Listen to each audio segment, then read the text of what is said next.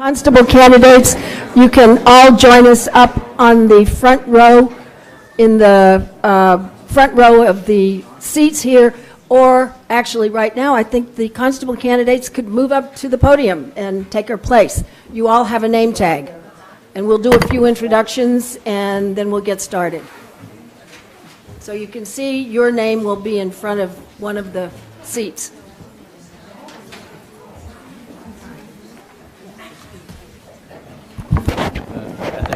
Outstanding. You're here. Huh? You're here.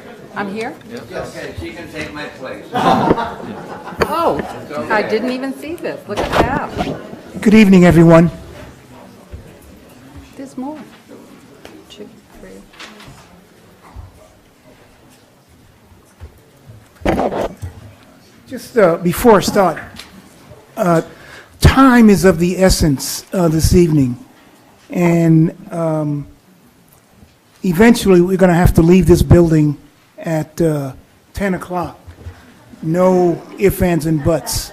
Okay? So all candidates and people who are asking questions should be mindful of the time. Okay? I'm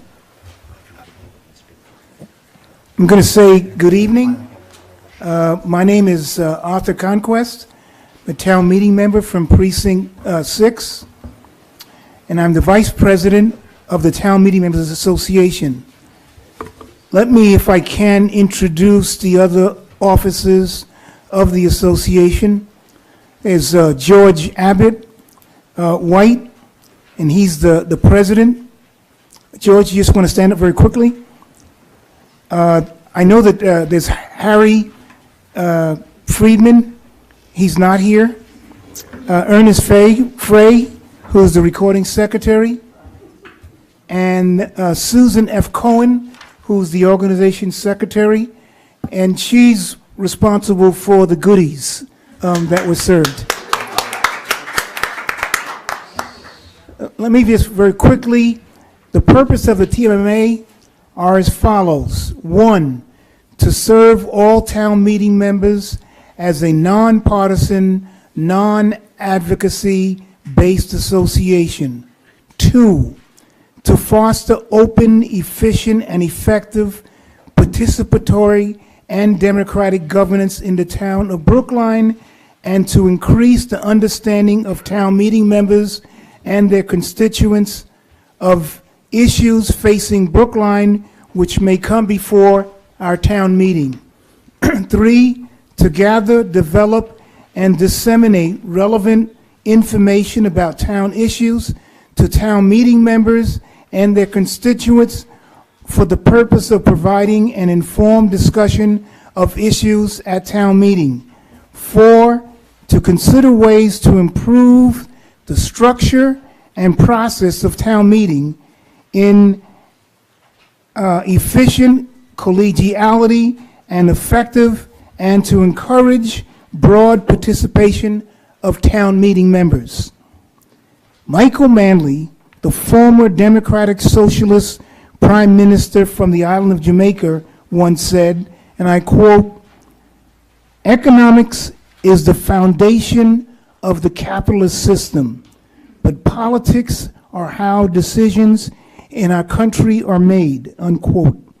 According to the League of Women Voters Guide we received last week, in 2018, last year, of the 36,368 registered voters in the town of Brookline, voter turnout was 8,121, a measly 22.3% of the population.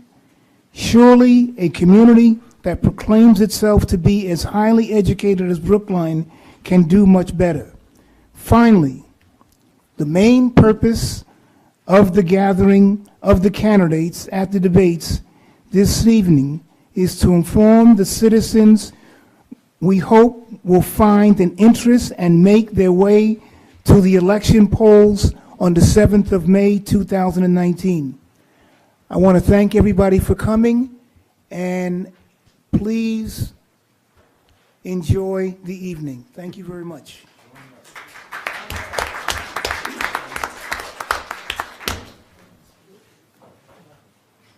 I'm Betsy DeWitt. I'm the current president of the Brookline League of Women Voters, and what I would like is to remind everybody, I'm going to second what you've already heard, our job is to try to educate the public. The League's main purpose is voter education.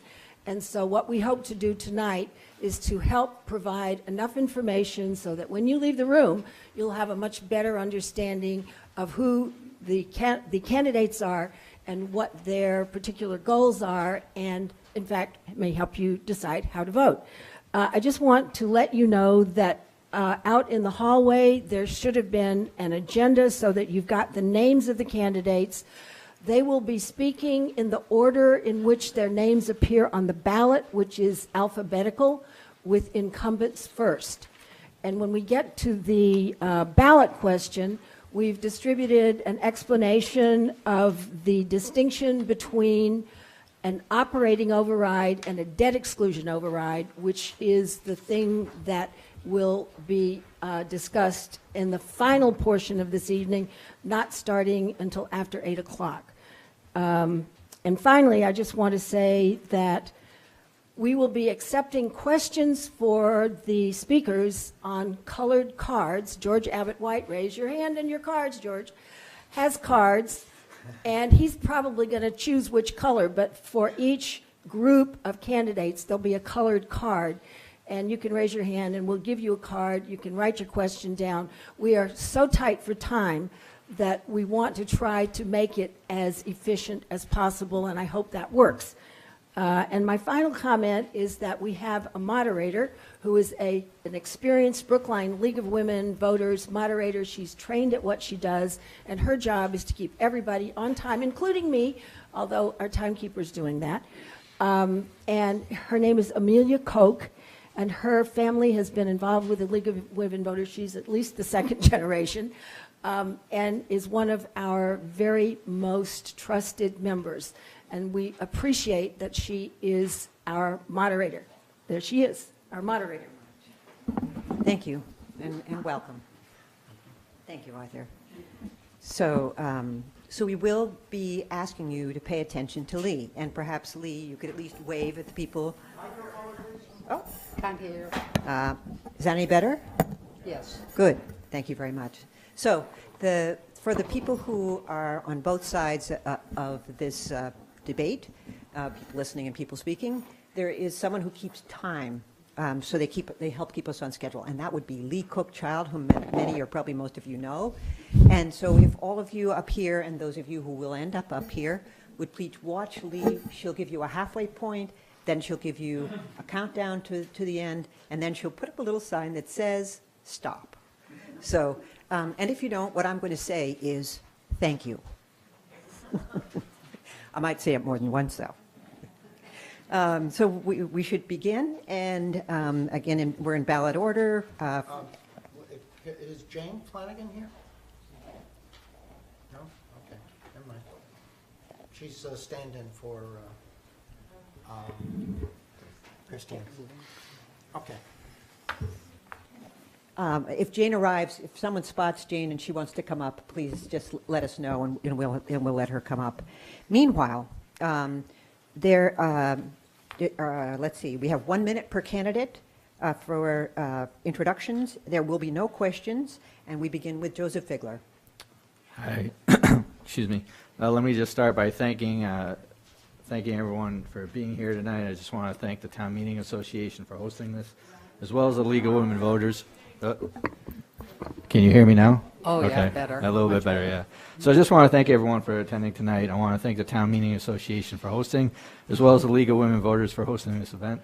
I'm very appreciative of their efforts and thankful for being given the opportunity to speak here tonight. I also want to just take a quick moment to thank my wife for all her support throughout this.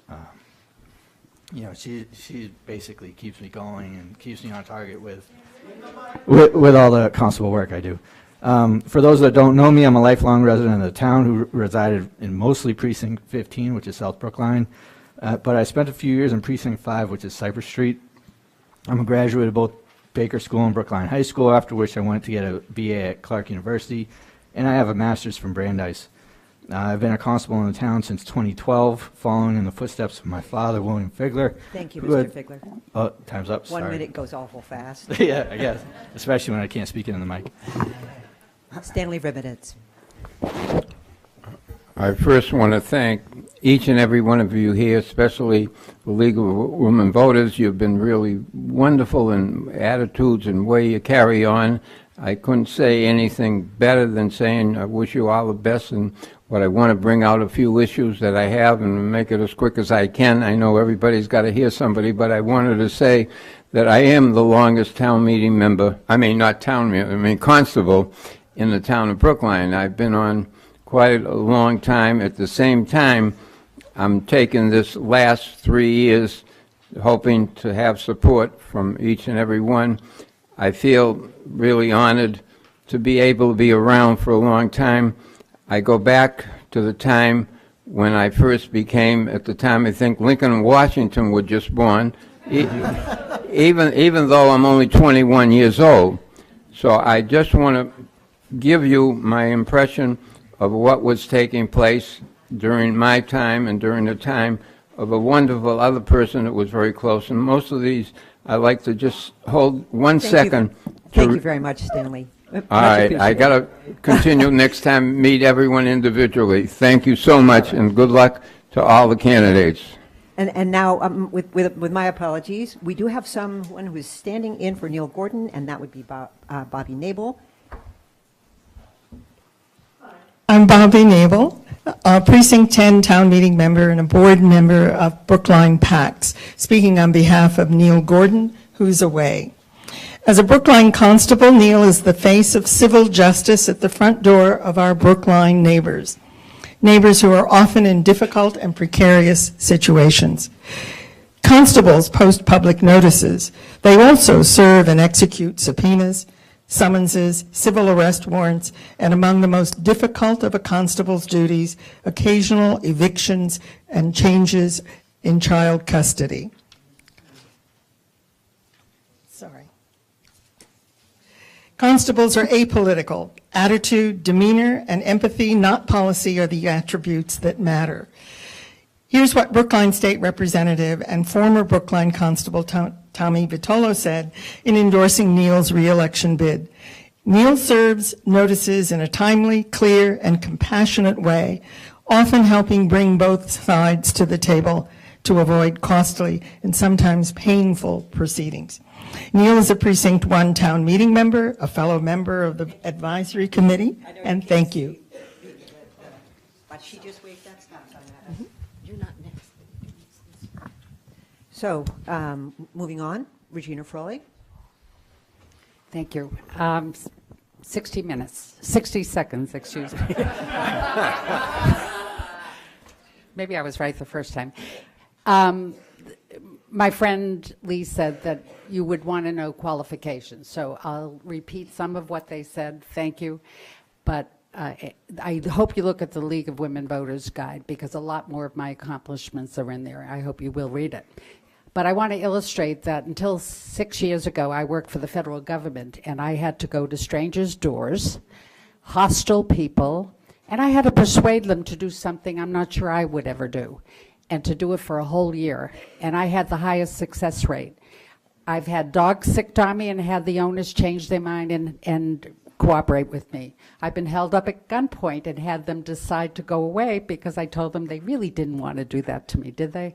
So being a constable is a job, and it does require courage, as well as integrity, as well as compassion, and I think I have all of those. Thank you. Thank you very much. And last but not least, Ernie Frey. Not last. One more after me. Oh, do we have the stand-in? Yes. Oh, my apologies.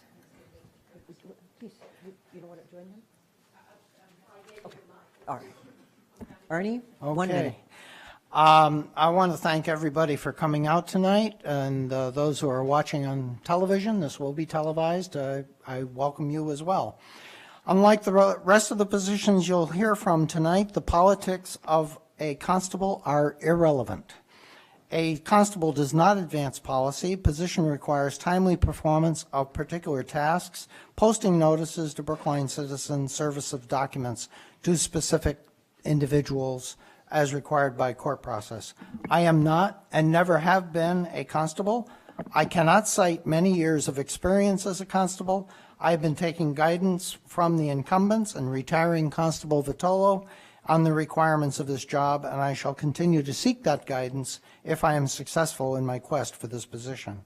I ask you to consider the types of service I have given to this town, working as an elective office of the Town Meeting Members Association and League of Women Voters, and appointed. Thank you very much, Ernie. 1 minute does go awfully fast. And then we do have a stand-in for Christine Knopf, and that would be Jane Flanagan. Flanagan, and I'm standing in for Christine Knopf, and this is her statement.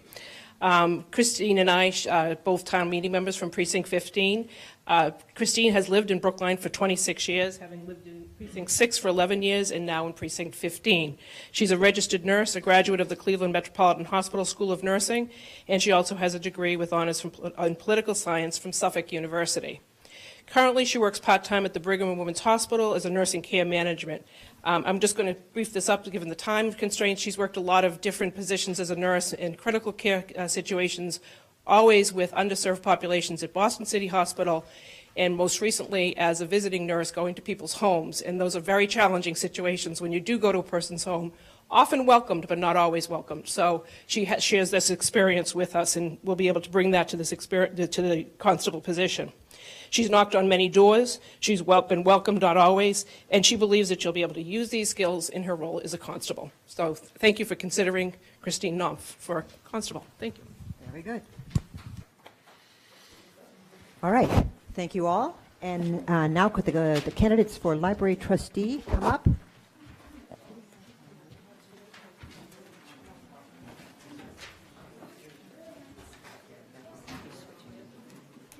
And if you would please, Ernie is putting your name tags down, so if you would please arrange yourself in ballot order.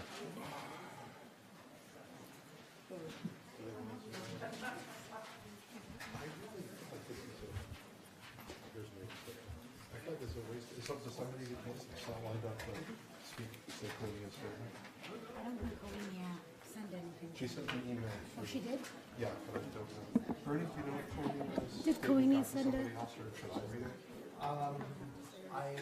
We'll talk to the. Okay. Yeah.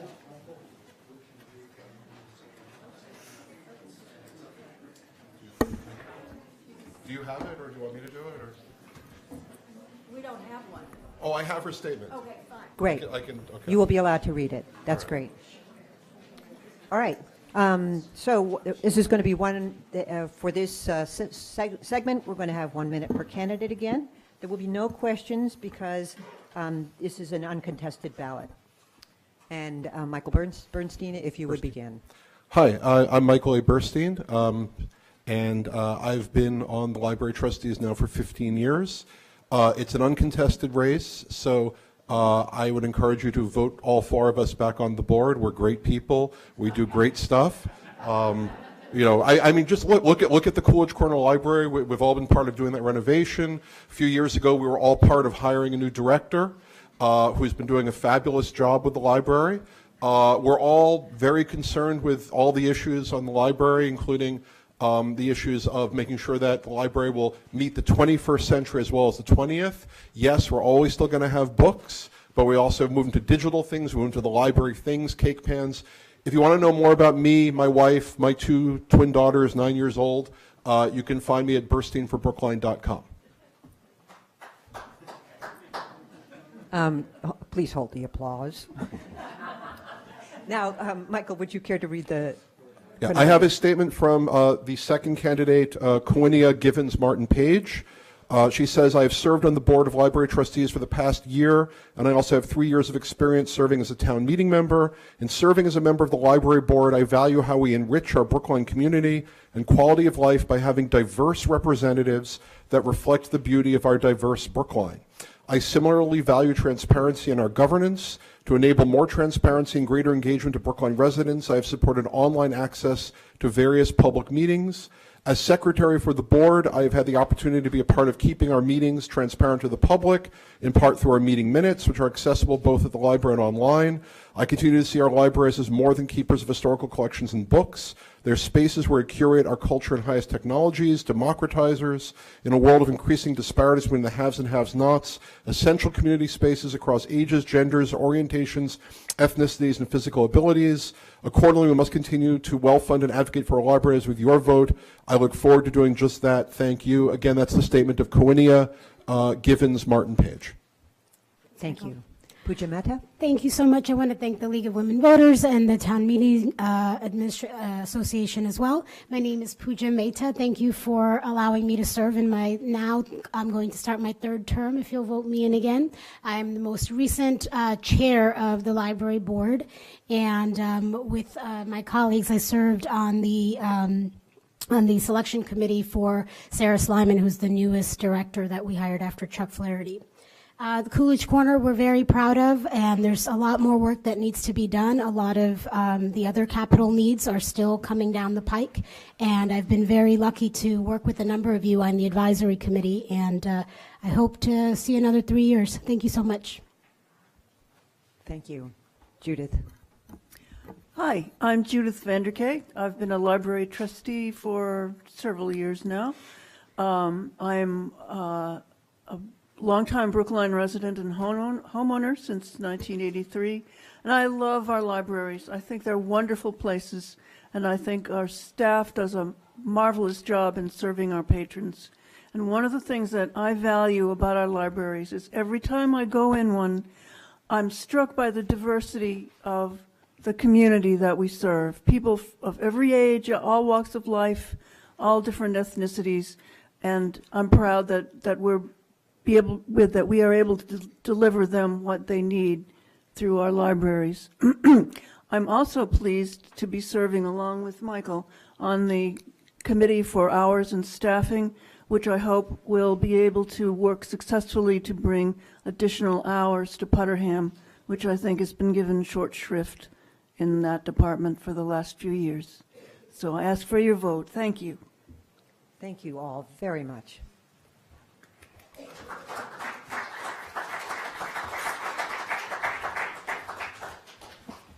Okay, folks, now we have a contested race, and therefore we are encouraging people who have questions for the candidates to ask for a card, and if George White would stand out there.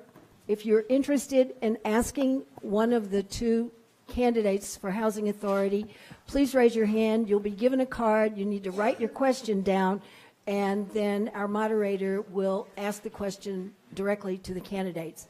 In the meantime, I think it's time for the next set of candidates to join us or come up and sit in front of a microphone for the Housing Authority.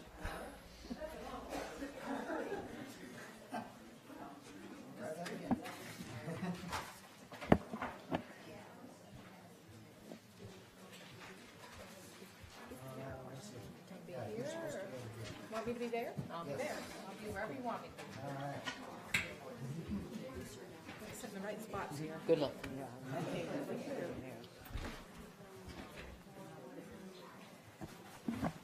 So as noted by Betsy, this is a contested race, so you can vote for one of the two people you're going to hear from tonight.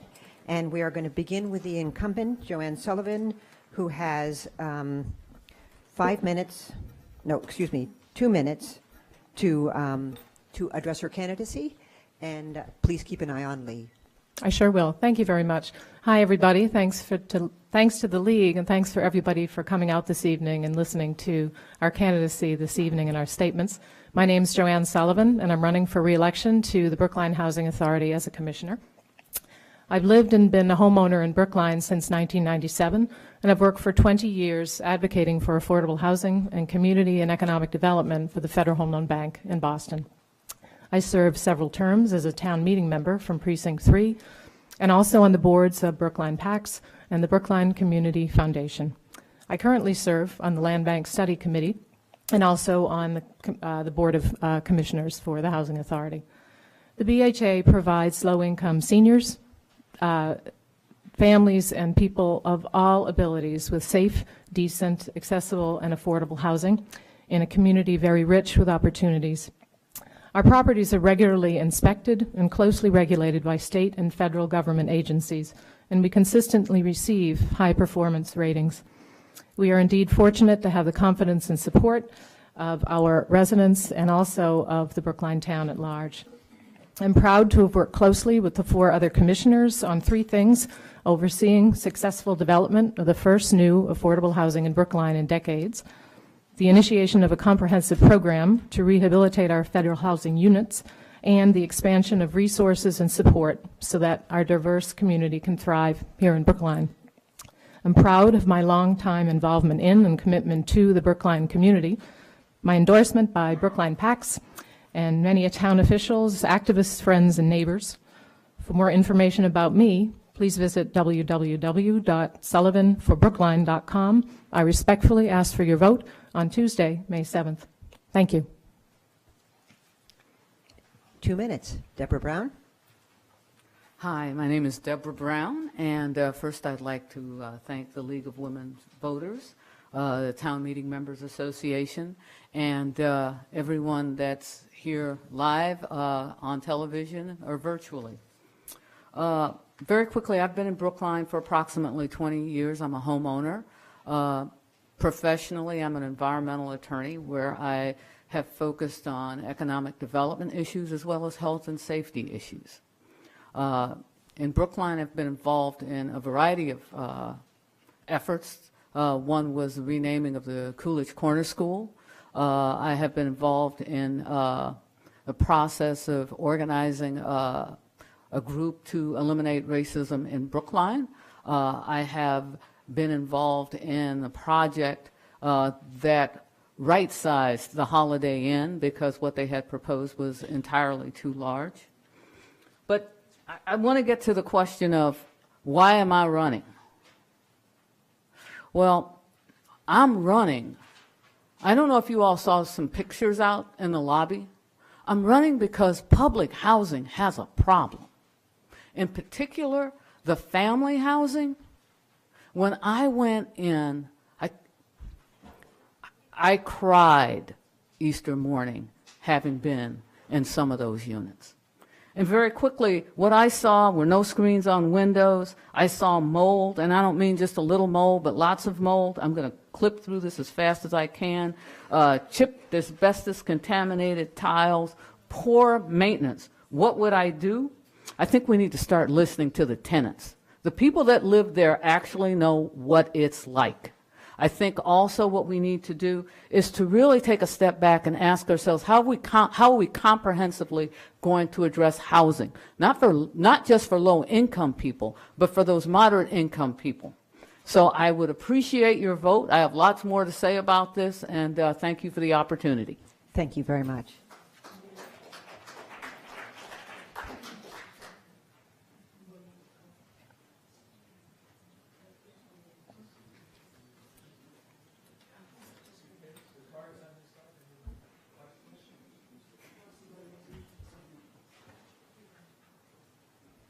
Give us a minute. Questions coming.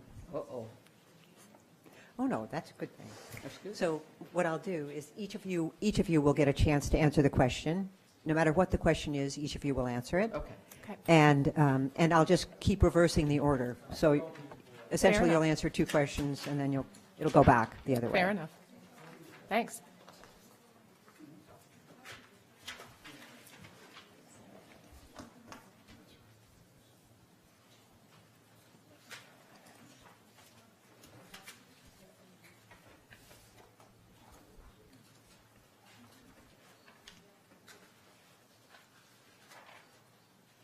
Now, the pink cards were given out for this race alone. So,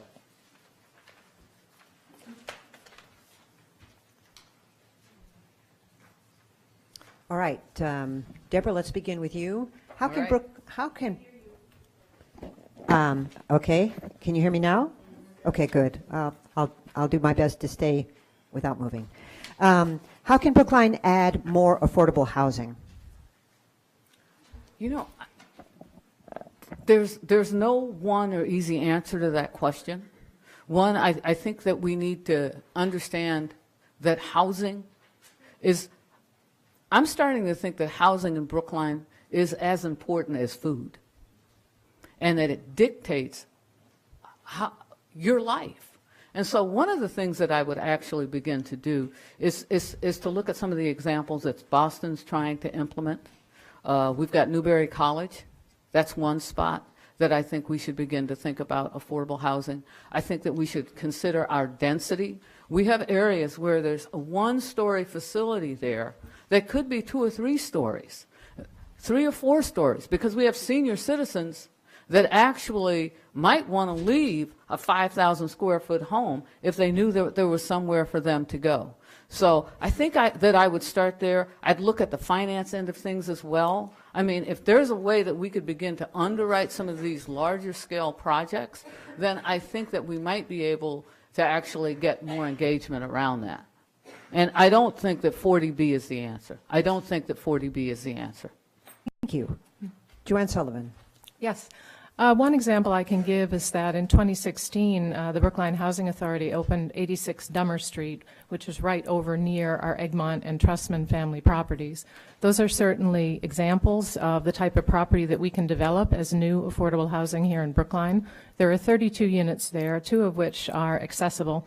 And it fits in nicely with, as a 3-story building, with Trussman and also with Egmont. I think it's very important if you're considering housing, and Newberry College site is certainly an example, how does it fit in with the character of the neighborhood? And 40B, large 40B projects don't necessarily do that. I think that's a tough row to hoe. But for the Brookline Housing Authority, I think we can really take the example of 86 Dummer Street. We're very proud of it, and so are the residents there. There's a link on my website to a video that was presented about it that was shown at the Wide-Angle Lens series in the Coolidge Corner Theater. It's called A New Lease, and it profiles 3 families who live there. I think you'll enjoy it. Very good. Thank you. And Joanne, continuing with you. Sure. How would you address the deficiencies of the public housing units? I think for our purposes, one of the main things to realize with anybody with a background in affordable housing, as I have with 20 years of policy work, we know that woeful underfunding is a condition of housing both at the state and federal level for many, many years. It's extremely difficult to do with the little that we have, and that's why we have such an excellent staff at the Brookline Housing Authority. Our maintenance staff belongs to AFSCME, our clerical staff belongs to the Teamsters, and they work extremely well with a very experienced and dedicated board and also an executive director. These kinds of things need to be reported to us right away. Our residents know that we have an extensive and very easy work order process so that an item can be located and fixed and tracked until it's fixed up to the satisfaction of the compliance that we need to have at the BHA. That's the process that we've always followed, and we found it to be very good. Deborah Brown. I want to say that 86 Dummer may be a success, but if you look at the village, how many units were privatized? And so if you want to average this out, I have a feeling that people that live, on a subsistence would say that, it's not a net gain. We lost a lot of housing that way. In terms of the conditions of the housing, the GAO submitted a report this winter and basically said that what HUD was doing was basically they outsourced the inspections. They found major violations in approximately 3% of the inspections. They also found that when you inspect a facility, what you're looking at is the exterior. The interior is secondary or tertiary. And so when you have issues like mold, when you have I assume it's friable asbestos, those things don't get counted. And that's where people live. Thank you, Deborah. Yeah. Now, continuing with you and this will be our last question. I'm going to combine 2 questions that have come in. First one is, what steps would you take to increase the public housing residents in school and in other community decisions? In other words, how would you engage with them? And then the other question that perhaps you could address in tandem with that is, there appears to be some concern about retribution, fear of retribution among tenants and employees. So if you're going to engage with them, it sounds like there might be some fear around that as well. And Deborah, beginning with you, and Joanne, then we'll come to you, and that will be the last. Okay. I kind of need you to reread that first question. I'm sorry. Happy to do that. No problem. That was a little complicated. So what steps would you take to increase voice of public housing residents in school and other community decisions? I think one of the first things that you have to do is ask people to get involved.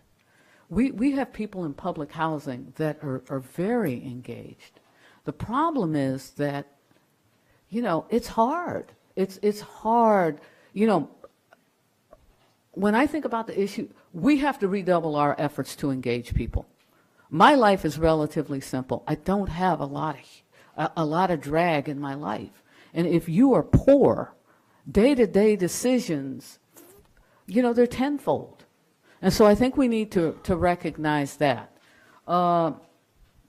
In terms of, so we have to figure out how to engage people around where they are. Secondly, in terms of retribution, I think we need to own that that's an issue. I didn't hear that once. I didn't hear that twice. Everybody I talked to expressed a real fear. And so, I don't care if we do anonymous questionnaires to find out what people are thinking. I think that we need to make clear to employees that retribution is grounds for suspension or termination, but it can't be allowed. Thank you. Thank you very much, Deborah.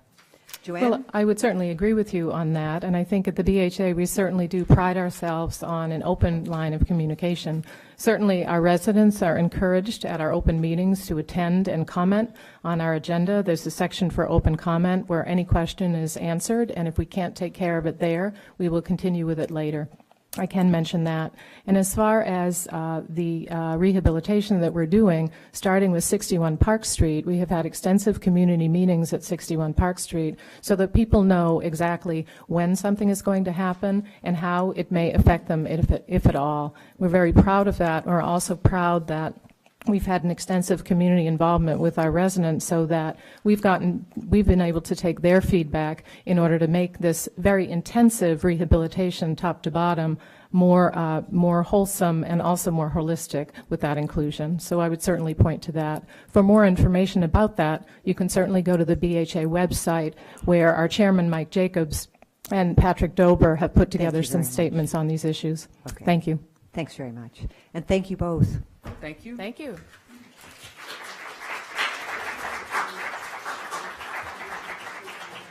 Okay. If we could have the candidates for school committee. There are 4 candidates, so and you can only vote for 3. So this is a competitive race, and there will be questions. If anybody knows they want to ask the school committee a question, perhaps that we could get cards now, so we could get those out. What color is school committee? Red and blue, like the high school.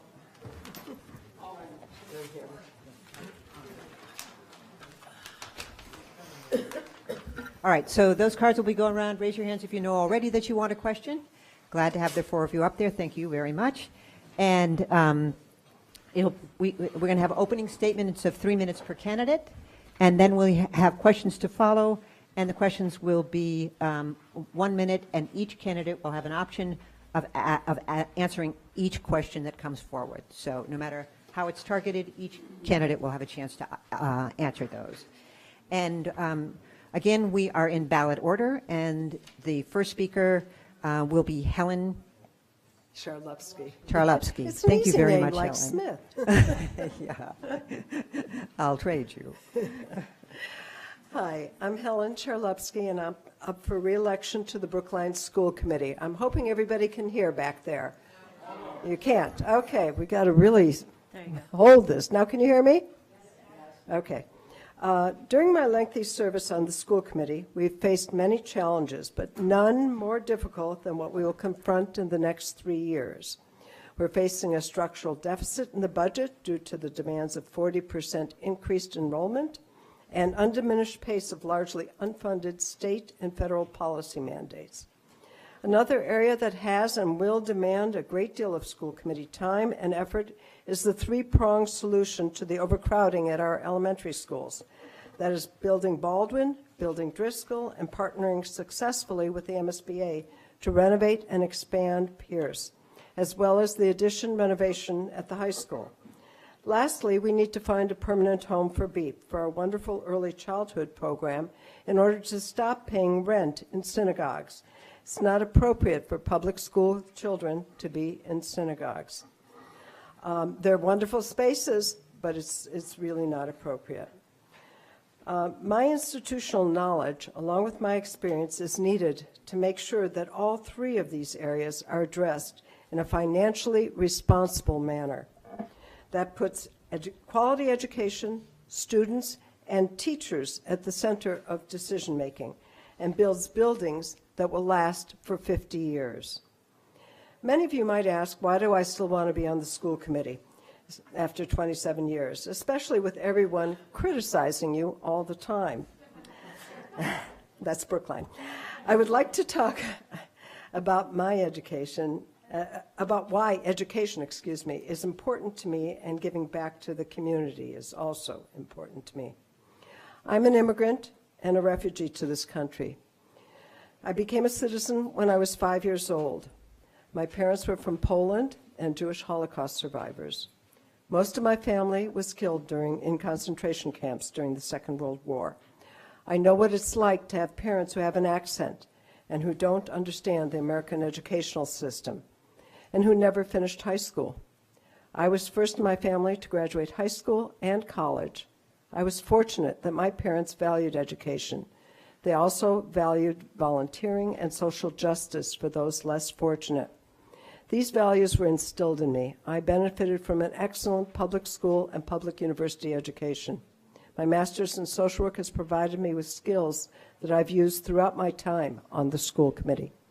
So despite it being harder than ever to do the job of a school committee member, I know that the school committee needs members who understand the system and know how to get things done. School committee is not an entry-level job. Too much is at stake. Thank you. Susan Wolf-Diftkoff.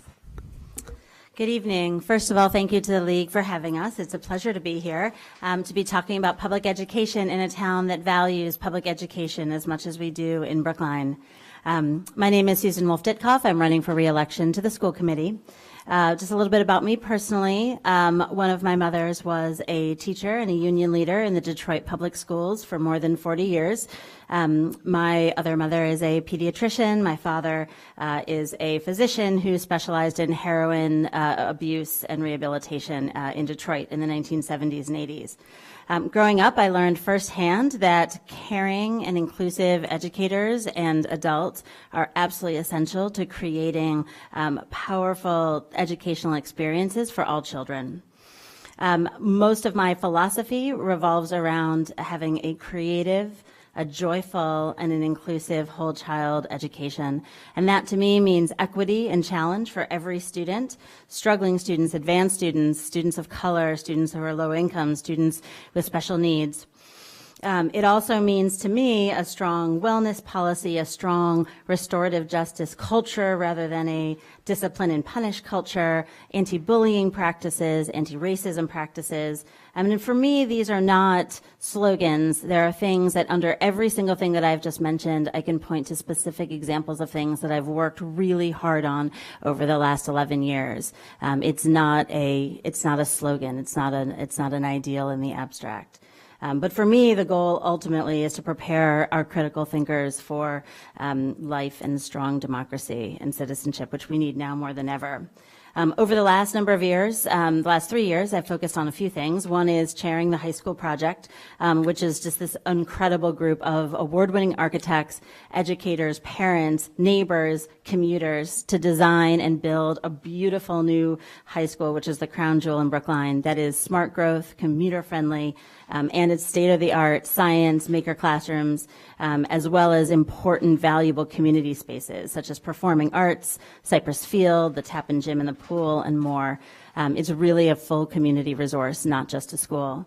The second community resource that I've worked a lot on is the Driscoll School project. I'm co-leading a team for both of these, co-chairing teams of, again, award-winning architects, educators, parents, neighbors on the project. This one will obviously, as you know, be a fossil fuel-free building, a leader in Massachusetts, and I'm incredibly proud that we'll be increasing green space by 34% on the Driscoll parcel as a result of this project. There are many other things that I can speak to, specifically the work around anti-racism and professional development for our educators and the advances we've made and the work that we still have to do. But I'm delighted that you're all here tonight. You all have choices as to where you can be. So thank you for being here and listening to us. Very good. David Pollack. 3 minutes and an eye on Lee. Hi, I'm David Pollack, and I'm currently chairman of the school committee. I've lived in Brookline for 35 years, and like many of us, I raised my children here. I got started volunteering when I was a Driscoll parent. I love our schools, and this led me to serve on the board of the Brookline Education Foundation and the Brookline Music School for many years. I'm also an architect, and I work almost exclusively on public building projects in Massachusetts, public housing, community centers, senior centers, public libraries. Many years ago, I became involved with the renovations at Driscoll, and that led to 8 years on Brookline's Building Commission, where I helped guide and oversee countless projects. When enrollment growth began to drive more and more building projects for our schools, I ran for school and was elected to school committee and to town meeting because I believed that that was how I could best use my skills on behalf of Brookline. As a planner and architect, as someone who works with towns on community process and affordability, and as an architect long committed to sustainability. Because of that, I've also served on many committees, including solar roofs, green technology, and the 2018 Open Space Plan. We are in the middle of the biggest, most controversial physical expansion of our public schools in anyone's memory. Some of what we've accomplished so far is very exciting. I co-chaired the Coolidge Quarters School project and was on the 111 Cypress Acquisition Committee, a crucial step that anchors our plans for Brookline High School. Our schools are bursting with kids, and we're ready to build a new Driscoll, a 9th elementary school, and start work with the MSBA on Pierce on June 1st in just 5 weeks. These are the 3 projects that will maintain the excellence of our K-8 schools. I'm committed to getting us across that finish line with buildings that are innovative, environmentally sound, responsive to the needs of our students and teachers, and projects that are great investments for our community. But that's not the only reason I want to continue in this role. There is tremendous work underway in every building on curriculum, on climate and culture, on engagement, and love of learning. In addition to making sure we have fantastic buildings in which to teach and learn, my top priorities remain what they were when I served on the Brookline Education Foundation's board, educating the whole child, balancing intellectual, physical, social, and emotional learning, with our teachers developing more meaningful and relevant curriculum that prepares our children to succeed in the complex world they will inherit, ensuring that all our schools are diverse, equitable, and inclusive, and finally, committing to a sustainable budget that supports all that work.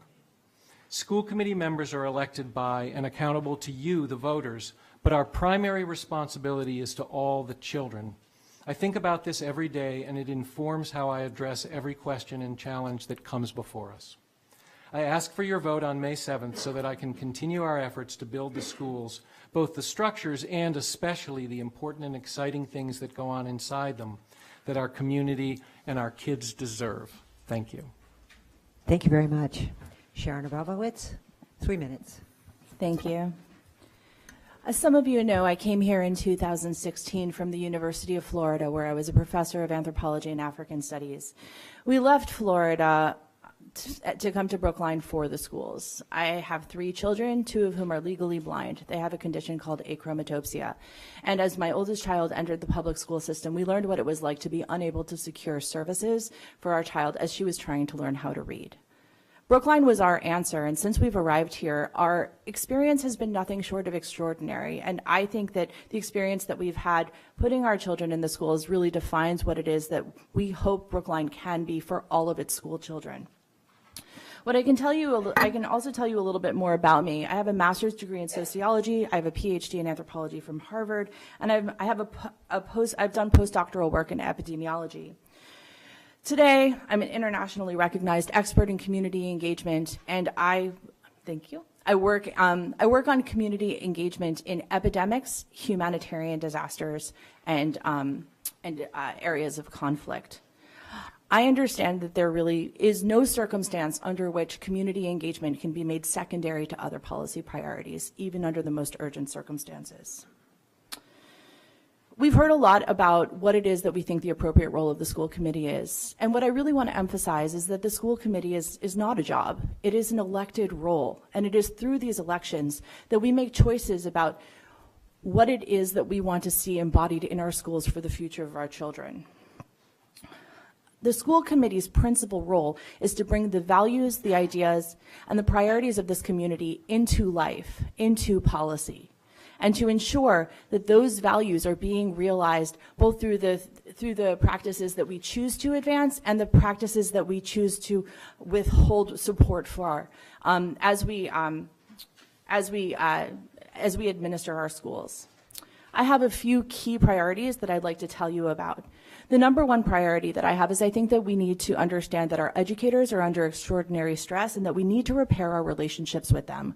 We need to put into place enduring mechanisms that make sure that educators can bring policy relevant issues to the attention of school committee, not only during periods of contract negotiation, which we're in the middle of right now, but also in between. We need to recognize that our educators are the heart of our schools, and that they're responsible for what happens with our children's well-being on a day-to-day basis.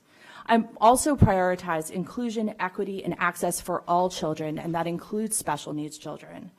And I also want to say that we have enormous challenges facing our schools moving forward into the future. The nature of our community is changing, and I believe that the school committee needs to be positioning itself for having better abilities to listen to the communities and also to collaborate across town capacities. Thank you, Sharon. Thanks. Build Thanks a vision much. for the future of our And schools. I'm going to turn right around and begin with you with the questions. We'll get in as many as we can. My apologies in advance. Because of the crowded agenda for the entire evening, I will not be able to ask all of the questions I'd be given, although I can see from having read them as they've come up that there are some excellent questions. Beginning with you again, Sharon, and then I'll step down each time there's a new question. What is your position on Massachusetts state testing? We're going to keep it to a minute, but if you can be even briefer, I can get more questions asked. Thanks. I have no direct objections to Massachusetts state testing. What I do object to is the idea that Massachusetts state testing would be prioritized to such an extent in our school system that it would be impacting other aspects of our curriculum. And I think that what we need to do is we need to be carefully reviewing the changes that we've been making in our curriculum over the course of the last 7 to 10 years to really consider whether or not we have been changing our curriculum, perhaps even passively, to respond to these kinds of pressures. Thank you. Please. My position is against the use of standardized testing like the MCAS for any kind of high stakes or for evaluating our teachers. I value the use of metrics like the MCAS in order to hold districts and municipalities, particularly across the Commonwealth, accountable for the education of the children. We have one other we have one other assessment, which is a literacy assessment that's used in the younger grades, and it's administered one-on-one by the teacher with each of his or her students, and that's was recently the subject of a survey of our teachers, and the teachers overwhelmingly value it and the information it gives them about the education of their specific students, so that seems to be working well. Thank you for the question. I fully agree with Sharon's answer, and I would go a little bit just to educate folks. We don't use standardized tests here to evaluate teachers. We don't use standardized tests here to determine teacher pay. There are a lot of things that other districts do that we don't do and we never would do here. The only other thing that I would say about tests is that it's really important that we look at tests in a nuanced way. So there are some things on tests that when they test them, it's important things that we think that should be taught in Brookline. So for example, how to toggle between screens while you're reading on one screen and writing on another screen. That's a skill that whether or not it's on the MCAS or anywhere else, it's a skill we would want our children to know. There's information on the test that regardless of whether there's an MCAS or not, we want our children to know. So for me, the question is less about this, sort of bogeyman of standardized tests, because frankly, that's just not how they're used here in any way, shape, or form, not since I've been on the school committee anyway. And so my question really is, are there things on the tests that if they weren't on the MCAS, would we be teaching them? And if the answer is no, we shouldn't be teaching them. Helen? Thank you. I was on the school committee when MCAS began, and I opposed having high-stakes testing, especially for graduation of students from the high school. At the time, the school committee put forth a graduation certificate that wasn't your diploma, because we weren't allowed by the state to give a diploma, but we did have an alternative certificate for those students who wanted it. I think that we have said, the school committee, that we wouldn't evaluate teachers according to the students in their class, and it's just totally inappropriate. I agree with what Susan and David have said. There are some things from the test that we can learn things from and improve teaching. And those are the things that I would hope that we do use. But once more, I'm not in favor of high-stakes testing. Very good. Thank you very much. And we're going to begin this question with you, David. And I'm going to blend some questions. I'm going to read several questions that I think are around similar issues. And I'm sure they'll be familiar to you, but perhaps you can blend these into an answer. Okay. Why can't we build schools for less? Why are schools so expensive? Newton built a school for X dollars. Why can't we? The high school represents a smart growth model, but the proposed Baldwin has none of the criteria of smart growth. Because of traffic concerns, it will also be the only school to have an early start. Would you address the difference between those two projects? Where are the children coming from who will go to Baldwin? And will Baldwin bring a need for an operating budget, an operating override, and how much? So, smart growth. This is one question. Doing my best. In 60 seconds. Yes, 60 seconds. Well, right. You can have 65. So, all right, so 10 seconds apiece. Why so expensive? Because we're building for the long term. We're building schools for 50 years or 75 years. And the budgets for when adjusted for cost inflation, which for construction projects public is going up fast in Massachusetts, the budgets for Baldwin and Driscoll are on par with the project we just completed in partnership with the state, the Coolidge Corner School or the Devotion School. We embrace smart growth, but our town is not all Coolidge Corner and Brookline Village. In South Brookline, people live far apart, and that gets me to the answer to the where will the students come from. They will come from South Brookline, different parts of South Brookline, and they are already traveling to school on wheels. They will not be kids who are walking to school who live close to Heath or close to Baker. There are about 500 children in South Brookline today going to our elementary schools who are going on buses, already on buses or in cars, and they are the ones who will go to Baldwin. And I think I hit all the questions. If I didn't, somebody else can pick one up. Please, moderator, if you can instruct the speakers to speak directly into the mics. Yeah, we're all having a little bit trouble with that. And you can pull your mics forward. So, yeah, tug your mics so that, just be cozy with them, because I'll tell you, we're afraid of mics because they often express your huffing or breathing or something like that. I've been real cozy with mine. I'm not having that problem. Haul them up close and speak into them. Maybe the hand mic seemed to work better when I was sitting back there. I said the hand mic might work better.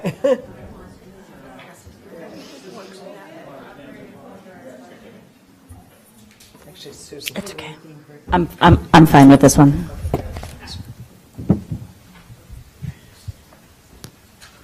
Should I go? Okay. So, Susan, if you would, tackle the mélange. I'm not good at answering 4 questions in 60 seconds, so I'll answer 2 of them. One of which is the school cost. We are in the middle of the pack relative to our peer districts. These are, and they are certainly, the last 3 projects we have done, the high school project, Baldwin, and Driscoll, are by far the least expensive versions of the good options we had. There were terrible options that we took off the table, but of the good options we had, these are the 3 most cost-effective options. No question about it. No one is questioning that. The second thing I will say is I'm a firm supporter of smart growth. I'm a supporter of walkable, accessible K-8 schools. I'm a supporter of schools as community institutions, which is why I think it's so important that when we've done these school projects, that there are performing arts spaces, there are increases in green spaces, there are increases in ways that the community can actually get into the schools and use them, as opposed to just being things that are for children for 6 hours a day and they're inaccessible the rest of the time. The last thing I will say, because the question didn't ask about Driscoll, but it is a passion of mine as the co-chair of the project, is right now we have children at Driscoll walking through a loading dock to get to their kindergarten door. We have children eating at 10:15 in the morning. We have medical equipment in the hallways outside of the principal's office because it doesn't fit in the nurse's office. We have half-size gyms. We have stressed out teachers. We need this override. Okay. Can you hear me now? Oh, good. Having been throughout my career on the school committee on 6 building projects, each one of them, starting with the first Heath renovation and going through the Coolidge Corner renovation, I've been co-chair, and we have brought them all in on budget and on, well, one was not on time, but all of them were on budget. The contractor went out of business on one of them, so we had a little difficulty at Lawrence. These schools, yes, the price has gone up, but so has the price of everything else gone up. If you held it constant, I think you would find that the difference is not that great. And as Ms. Ditkoff said, there are many things that we do in education today that we didn't do 20 years ago. We didn't have 20 years ago maker spaces and things like that we want our children to be exposed to. So that's the important part. I'll touch the 5th rail here with the operating override for the Baldwin School or for any of our schools as it is. We've been working with our legislators on the Chapter 70 funding formula. There's legislation to change it. That change for Brookline would mean $6 million more for our for the town's budget. We split it 50-50. That could cover a lot, if not all, of what we would need for operations of this school. I don't know if it's going to happen. My sense is it will over time, and that's what we hope for. Sharon, if you would. Thanks. Can you hear me, or should I use the other mic? Great. Okay. So not having been involved in the minutia of this process, I want to emphasize a real priority of mine, which is that schools are about more than just buildings. They're about what happens within them, right? And they're also about what happens outside of them. And what I'm really aware of is that May 7th, we're going to have an election, and May 8th, either way this vote goes, we're going to have a challenge, right? If the override gets approved, we're going to have a large component of the community that feels like their values and their priorities haven't necessarily been respected in this process. Okay, and we're going to have to do a hell of a lot of work of social repair. Okay, if it does go through, if it doesn't go through, we're going to have to seriously contemplate a situation in which we have no alternative plan. I have significant thoughts about what an alternative plan looks like. And one important piece of that plan is making sure that we're doing cross-town economic impact assessments in order to try to understand what these overrides are going to mean for individuals. It's fine if this town wants to build the school that it wants to build and pay for it as it wants to pay for it, right? It's also fine for it to try to cut costs, right? But one of the challenges that we're looking at, and I think that the zoning question and the real issues of walkability come up, have to do with the fact that people have different priorities, and we're not doing a good job right now in trying to identify what those are and deal with them in a holistic way that involves moving forward with a plan for Brookline's development in the future across the board. Thank you very much. All right, Susan, you're going to get the first shot at this trio of questions. So I'm going to read all three. What is the status of the teacher and administrator contracts? What difference, if any, exists?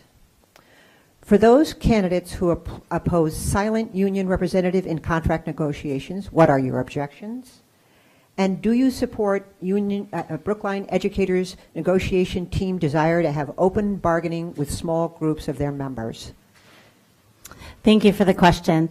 I should start by saying that, as I mentioned in my opening, I come from a family of union educators. My mother was a teacher for 40 years and a union leader in the schools in Detroit.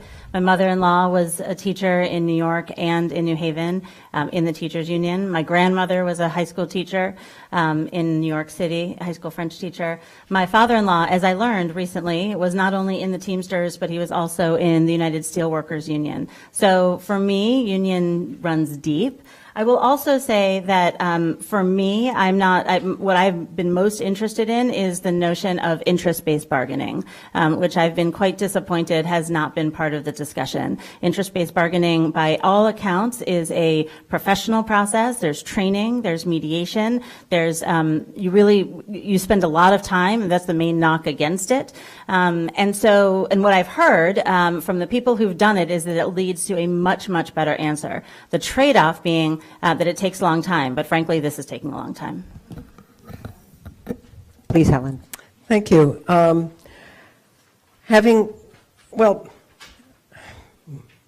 Bargaining is probably one of the most difficult things to do on the school committee. I was involved with interest-based bargaining, and I do think it was an excellent process that we had at the time. We actually had to work together, both the union and the school committee, to understand interest-based bargaining. We had we got to a wonderful agreement. Unfortunately, it wasn't passed by the union, but the agreement was a great agreement at the time.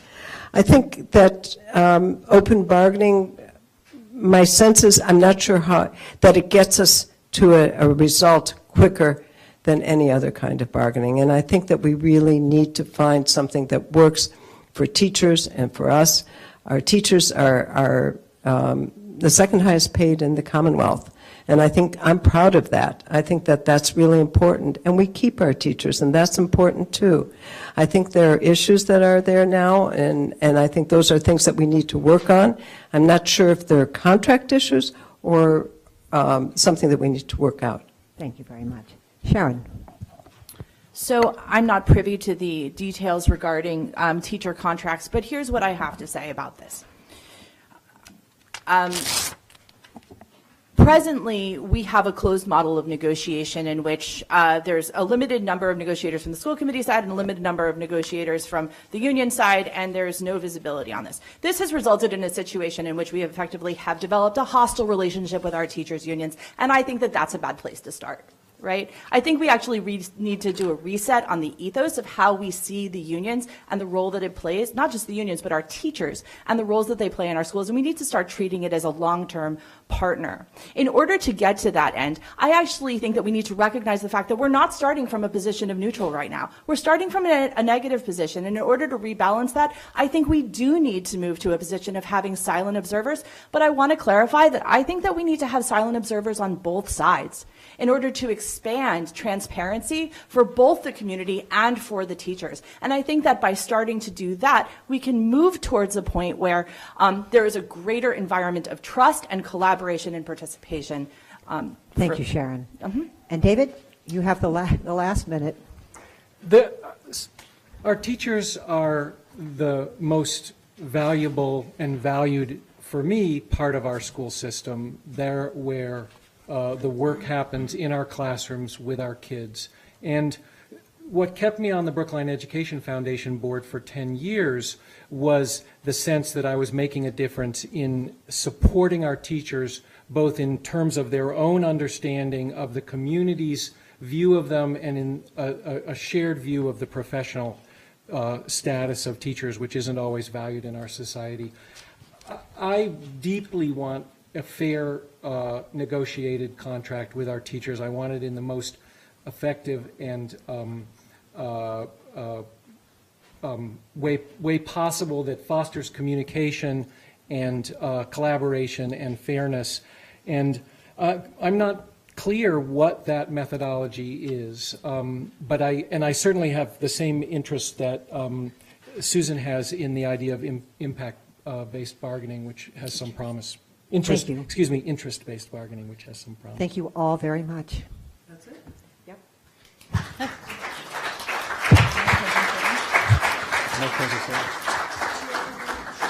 If we could ask for candidates for the select board to come forward, and there should be three: Raul Fernandez, Richard Nangle, and Isaac Silverberg.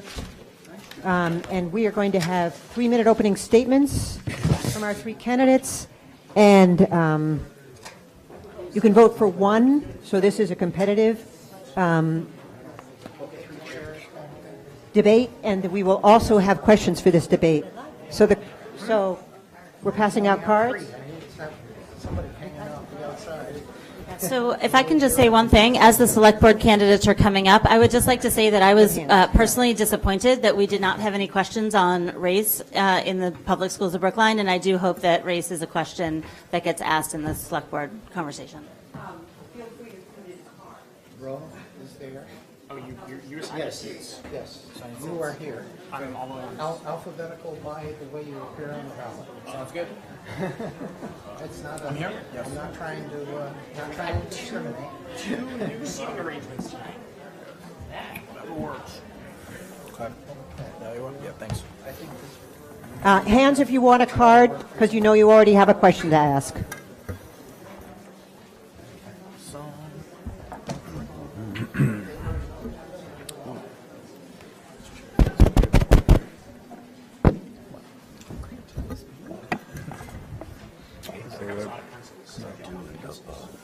Greetings and good evening to all three of you.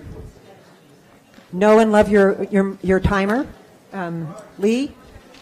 She'll guide you and help you know when to wrap up, and for you to have a graceful exit. And we will begin this evening with Raul Fernandez. Sure. And you have 3 minutes, sir. And if you could have... Should I begin? Yes, please. Hey, welcome everyone. And also, by the way, there are some seats available if anyone needs or perhaps wants one. There's some seats in front and elsewhere, I see. So my name is Raul Fernandez, and I'm running for Select Board. Thank you all for taking the time to be here. Thank you to the League of Women Voters for hosting us. And I think that the turnout tonight really shows an interest in our democracy and in issues that are happening here in Brookline. I hope we get to talk about them tonight. With just a couple of minutes, what I want to focus on in terms of our campaign is around the idea of civic engagement. This is what I want to see. Every time I go into a room where our politics are being discussed, I want to see a crowd like this. I want to see a crowd that's engaged, that's paying attention to what's happening, that has a voice, that stands up and speaks out about issues that matter to them, and that challenges what is happening in our town, because I think when we get challenged, we become better. We come up with better responses, better policy solutions when we're challenged. I am currently a town meeting member. I'm also an associate dean for equity, diversity, and inclusion at Boston University, and I teach on the faculty there. Thank you, Lee.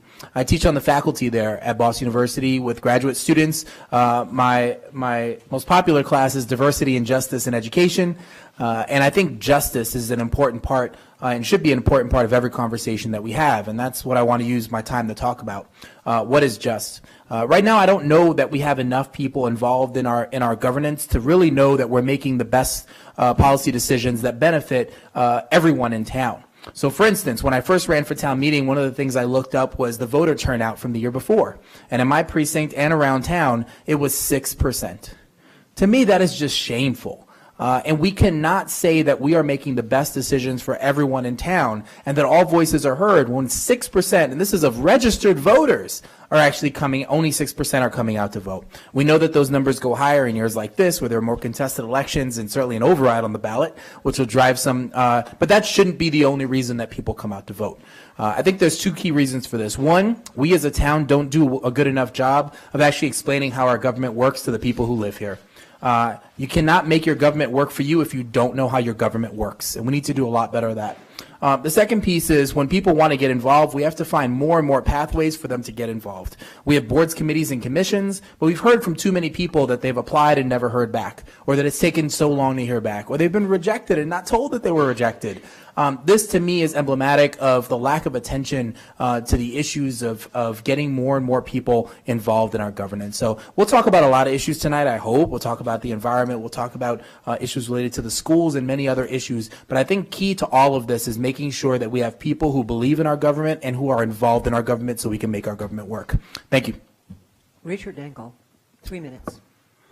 Thank you to the League of Women Voters, the Brookline Neighborhood Association, and the Town Meeting Members Association. My name is Richard Nangle. I'm running for Select Board. I ask for your vote on May 7. I'm a graduate of the University of Massachusetts at Amherst. With a degree in journalism, I received my graduate degree in administration at Boston College. I have 30 years experience as a journalist. I worked in public affairs in the Patrick administration and have served the community as a town meeting member for 23 years. My family roots in the community go back 150 years or more. My earliest memories are of my grandparents walking me around Brookline Village, Coolidge Corner, the top of Hammond and Heath Street, all areas that once had vibrant businesses. I love this community, but I do not like the direction we are going in. I'm running for these reasons.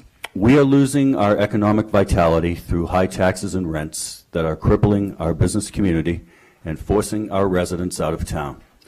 We will not have diversity unless we recommit to economic diversity from the bottom up.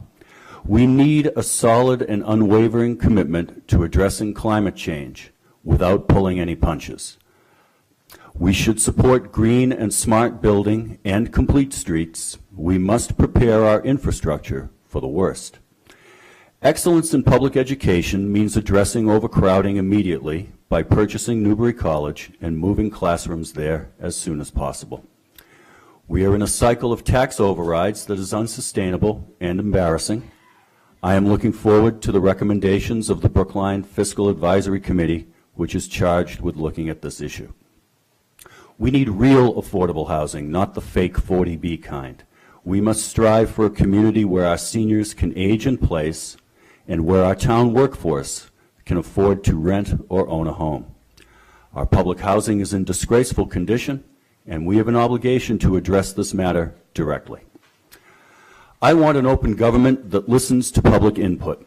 Public hearings are for integrating public input into neighborhood decisions and not a smokescreen for preconceived ideas by our elected leadership. I am the only candidate in this race openly against question 1 because it is a false choice. It challenges our democratic values. It's bundled. The question should have been put on separately. I, too, agree that low turnouts are a serious problem in this community. I think we should seriously consider having our local elections in even-numbered years in November. Last year's turnout was 22%. I hope it is a lot higher this time. Last November, 67% of the people went to the polls, so there's room for improvement. I ask and thank you for your vote on May 7th, and thank you. Thank you very much.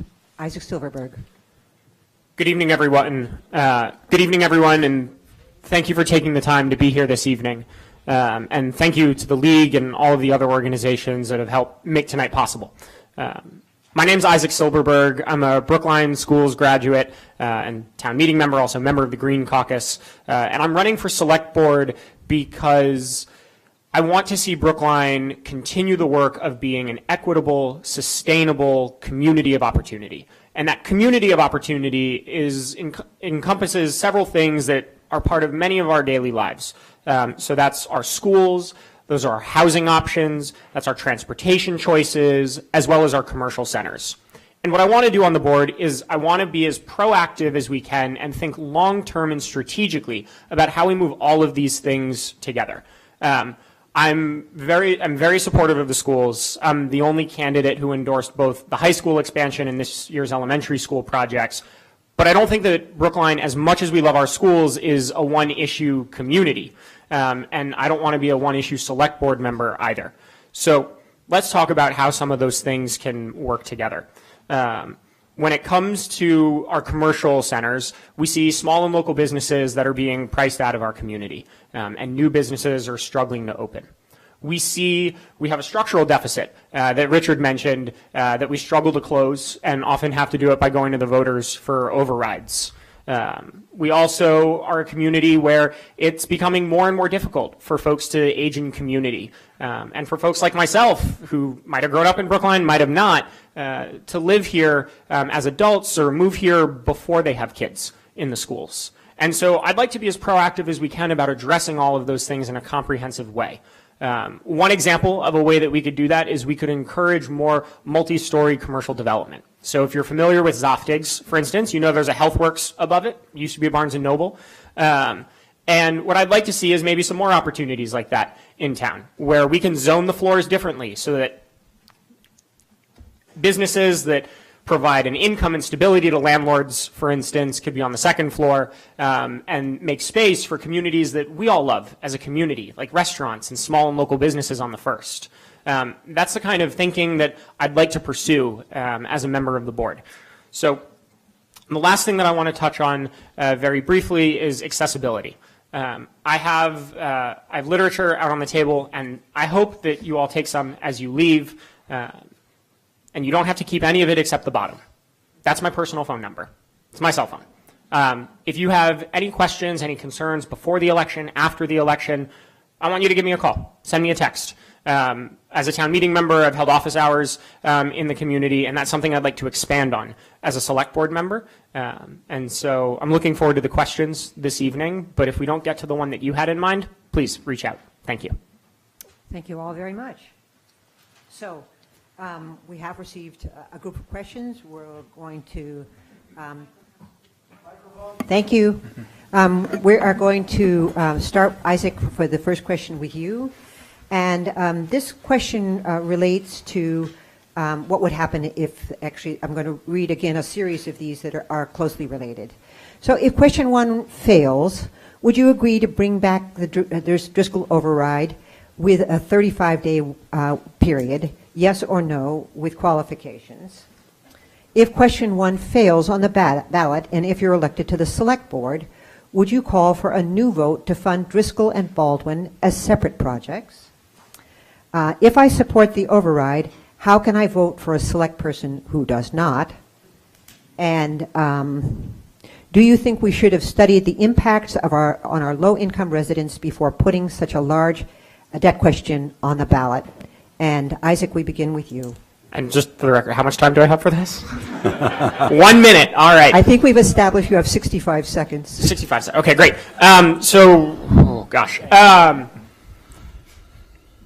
Our schools are overcrowded. There's no denying it. When I was at Brookline High, not terribly long ago, there were 450 students in a class. The incoming freshman class is going to be 700. When it comes to the things that we send to the voters, I think that it's important that we give voters honest choices. And so there was a large concern, particularly in the Driscoll community, about what would happen and would their projects get pulled out from under them or changed significantly should one question pass and one question fail.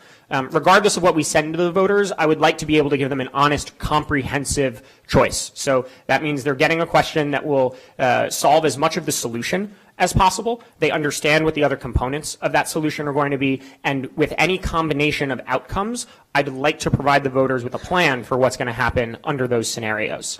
So that's what I'd like to do as a member of the board, and that's what I think is really important. Thank you. Thank you very much. Richard Dangle. Question 1 deserves to fail. We have overcrowded schools right now. Question 1 isn't going to address overcrowded schools. Driscoll doesn't open until the fall of 2022. We have overcrowded schools now. Baldwin doesn't open till the fall of 2022. We have overcrowded schools now. Baldwin actually won't open until 2025 or 2026 or maybe never because of that lawsuit that very few people understand, but which is very real.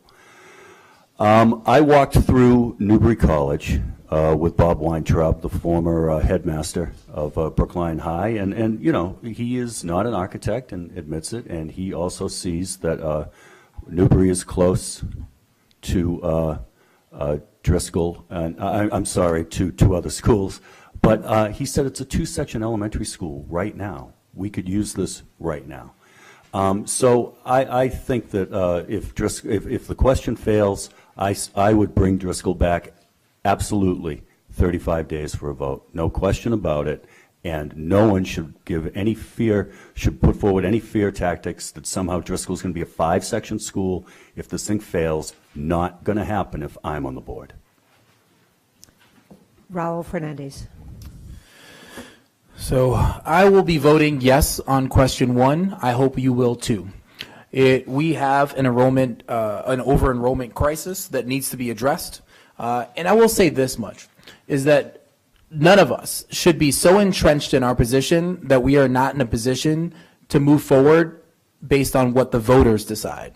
The voters will decide how we move forward in this. That's why we have these elections and these ballot questions. And whoever ends up sitting in this table with the other 4 members is going to need to really think about what the voters wanted in this election. This is not an election for mayor. It's just not. It's an election to become the rookie member on a board of 5. And one where we're going to need to learn a lot if we get elected. We'll need to learn a lot in the first 6 months, maybe even longer. We'll need to learn a lot from our colleagues that are currently on the board. The idea of promising that that we'll bring back Driscoll in 35 days later, having not talked to other select board members about it. Remember, we don't have a mayor here, and the reason that we have these 5 members is so we can actually start to communicate with one another and figure out a plan together. Thank you. Richard Nangle, beginning with you. Does a culture of institutional racism exist in the town of Brookline? If you agree with the above statement, be as specific as you possibly can about how so, and if you disagree, how so? Well, I have a statement on this that I filled out for PAX, and if I can find it real quick, I'm going to read it to you. But maybe I won't. Institutional racism.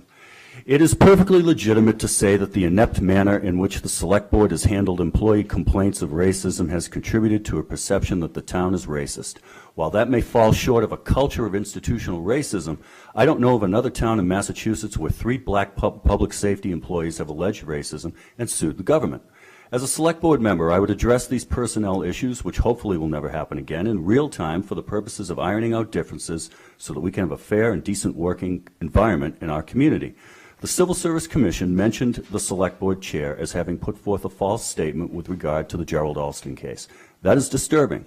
That false statement would not have gone forward if I were on the Select Board, even though I would not be the mayor, and even though I would have to work with my fellow Select Board members, because I would convince them not to do it. The Civil Service Commission report was a depressing read, and we should not be in denial over what it revealed. There have been too many complaints from racial minorities in this town about mistreatment to simply ignore it. We have to do a better job. It starts at the top. Mr. Fernandez. Okay.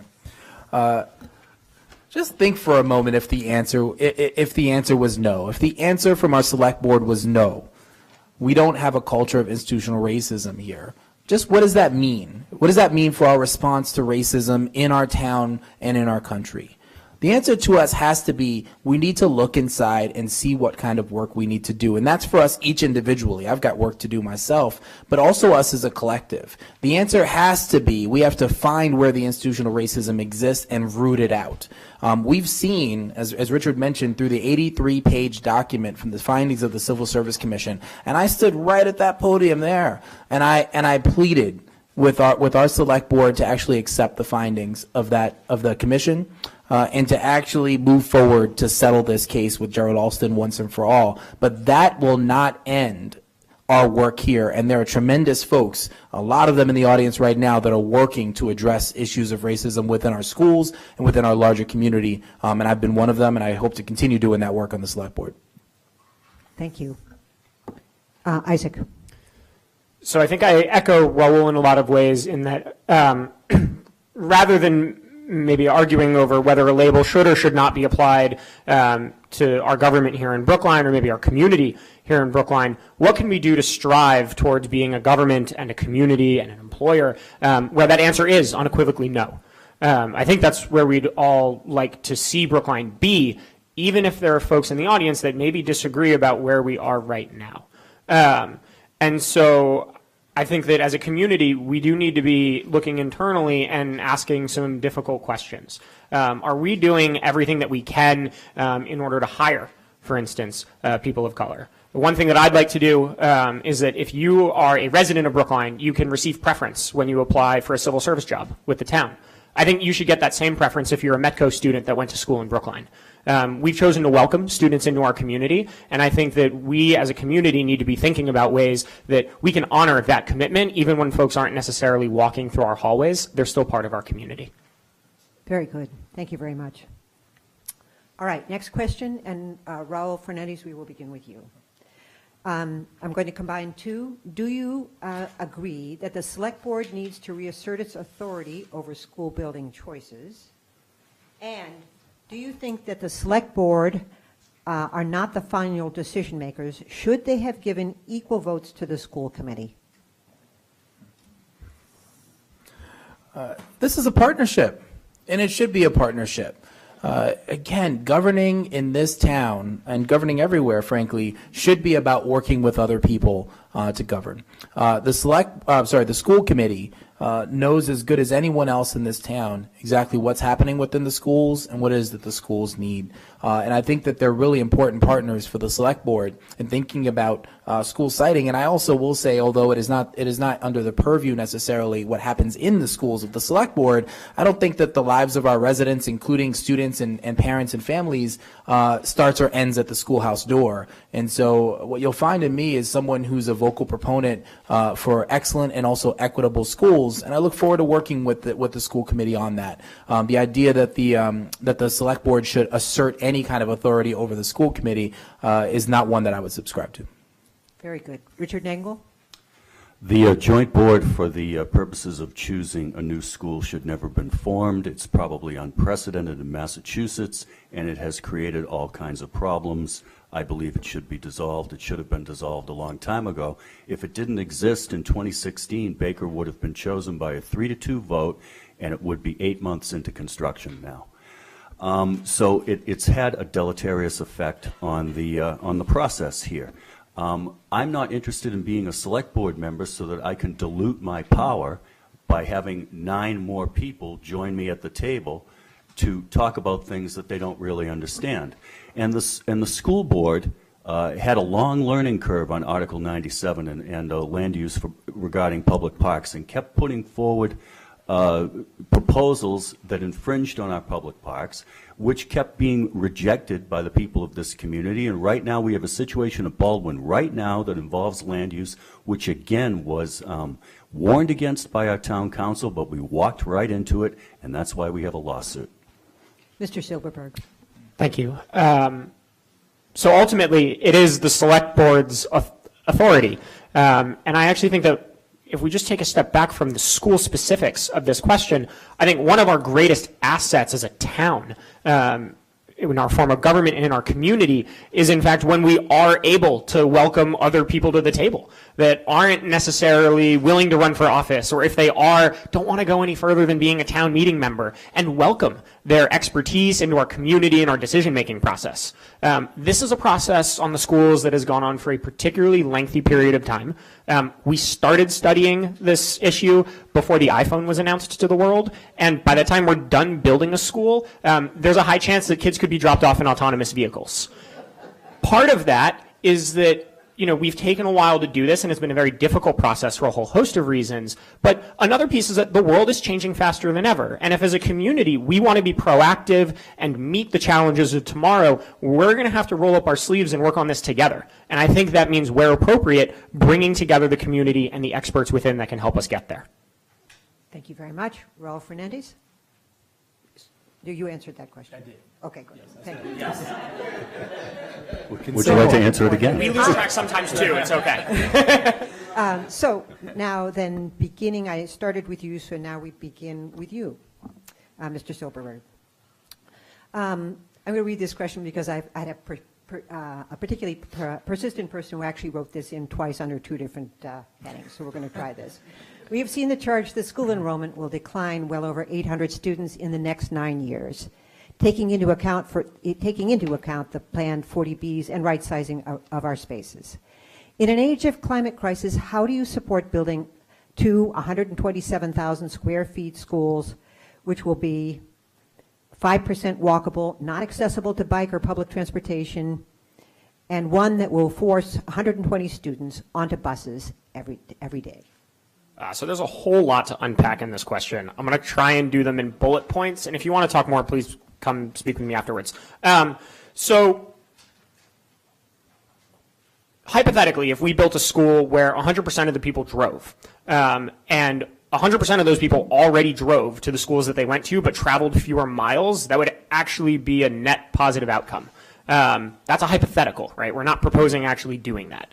As a community, if we encouraged, if there was any other situation where several hundred people had to be in the exact same place at the exact same time, half the days of the year, we'd be screaming for them to hopefully take public transit, right? We can't be really upset about traffic impact and also really upset about buses on a site. We can't be really upset about walkability and not being able to bike to a school, for instance, and then also be really upset about the proposed traffic enhancements that the transportation department has worked really hard on creating. And with the numbers, the baseline, look, the problem is here now. We have kids learning on the floor in middle school. We have kids learning in converted locker rooms. This problem's real. We got to work together and really move forward. Very good. Thank you very much. Raul Fernandez. I agree here. There is an enrollment crisis right now, and I've seen the projections like other folks have as well. I wonder what kind of projections people saw 5 and 10 and even longer ago, and whether or not clearly weren't able to predict the enrollment growth that we saw over the last 5 years and the last decade. Everything that I see and everything I know about the development of this town says we're going to have more people that are living here. We do need to think about, I will say, going forward with our development, thinking about where development goes and how that is in actually relation to our schools. So as you think about more residential development, thinking about where there's actually going to be some space in our schools and maybe thinking about development there. There are too many issues here to discuss. I've seen them on the town meeting listserv. I've seen them on Facebook. And all I can say is that this is something that we need to do. I don't take it lightly, the idea of needing to, especially as a renter, who also, by the way, is impacted by property tax increases and am quite vulnerable to the idea that my landlord can actually price me out. I think it's important that we pass this particular override. Thank you. Mr. Nangle. And this, by the way, last comments. 1 minute.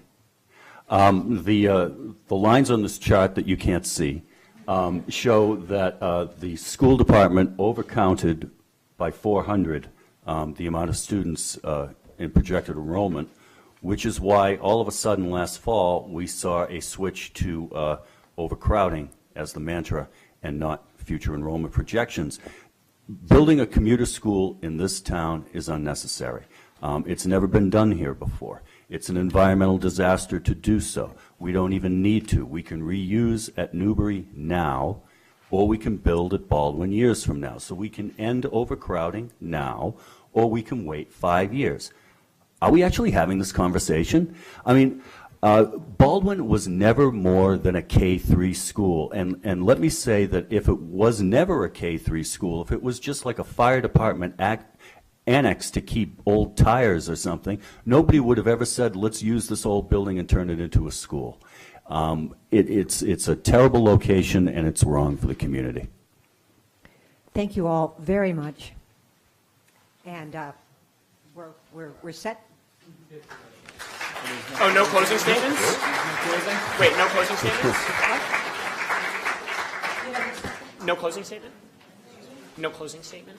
No closing statement. Great, okay. Got it. In closing, bye. Yeah. Thank you all for coming out.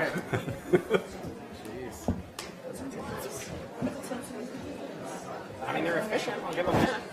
So if we could please have, excuse me. Hello?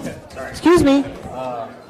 Hi, okay. So if we could please have the two presenters for the ballot question come forward.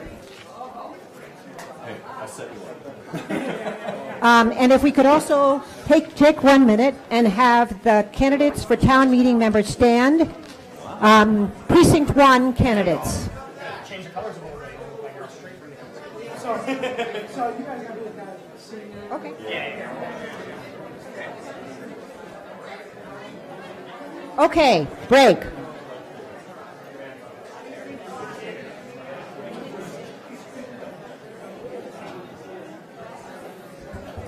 Ernie may know how to do it.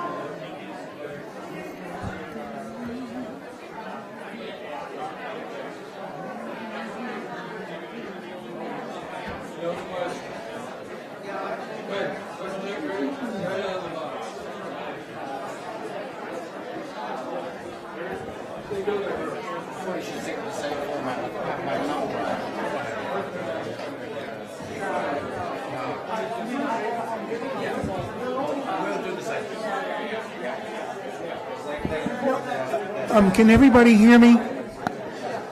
We're just in the middle of a break, okay? The ballot question will be discussed, so please don't leave. Don't leave.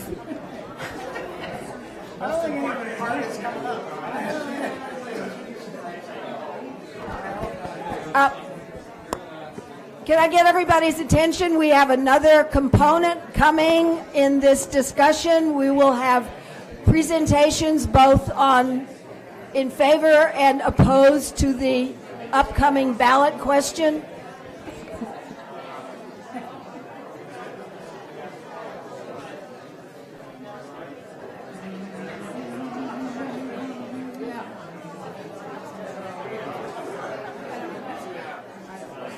Flipping the coin? Huh? Flipping the coin? I have a coin to flip. That's the most low-tech part of it.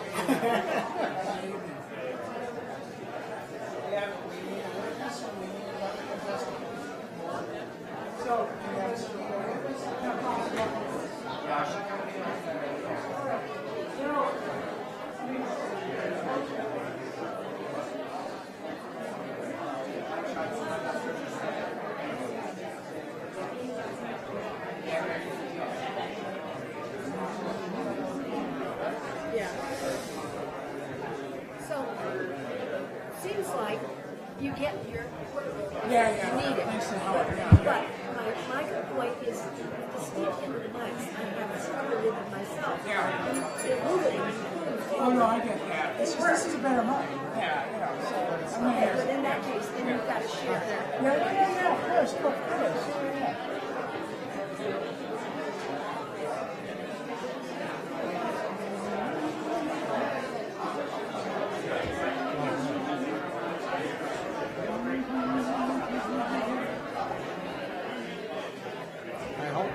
I hope.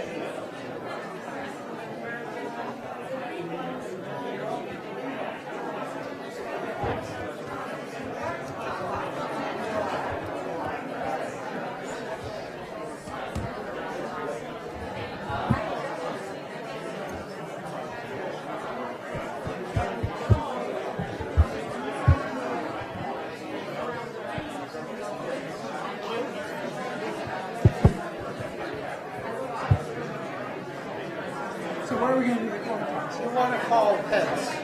I got a double-headed coin. So in other words, this is a setup.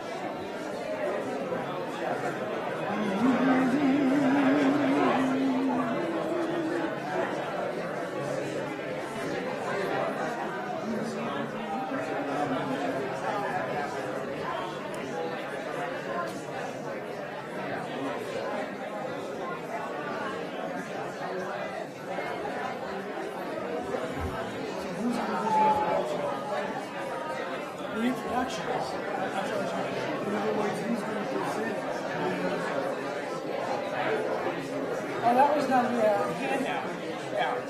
Yeah. Rather than, so Neil's not. No, it's not. It's just a token. Yeah.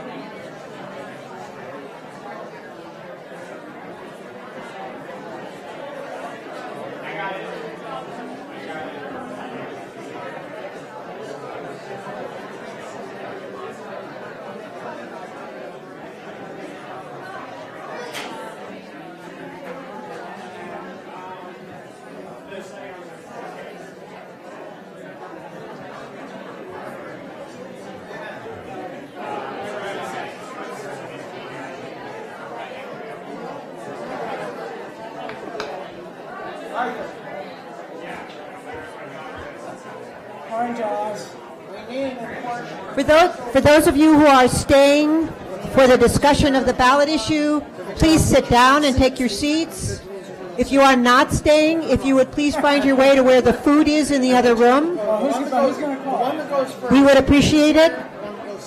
But if we could have quiet in the room, if we have it, clap if you hear me once. Clap if you hear me twice. Clap if you hear me 3 times. All right, take your seats or please see yourself home. Okay, so you win the toss. You sit there. Sit there. What do you want to say? Huh? No, I'm fine. This is good. No, the one that wins sits there. Yeah, sits there because they go first. So if everyone could please take a seat, we would like to move on to the final segment of our program tonight. Thank you.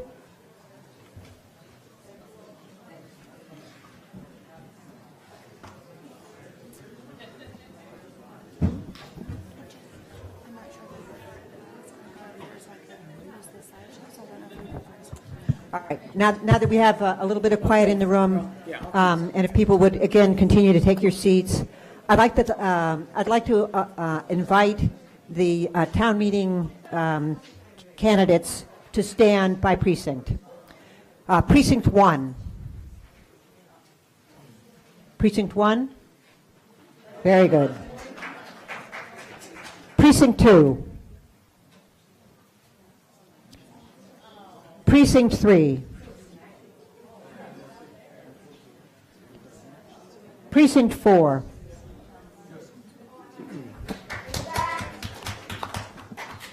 Precinct 1 just walked in the room.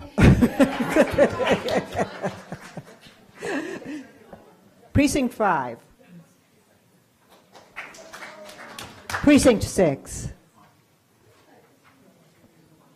Precinct 7? Precinct 8?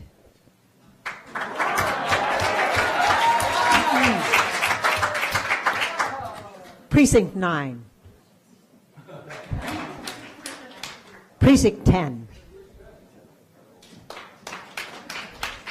Precinct 11?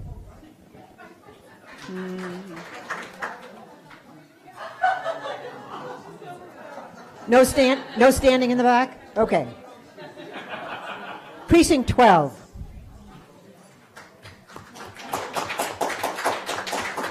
Precinct 13?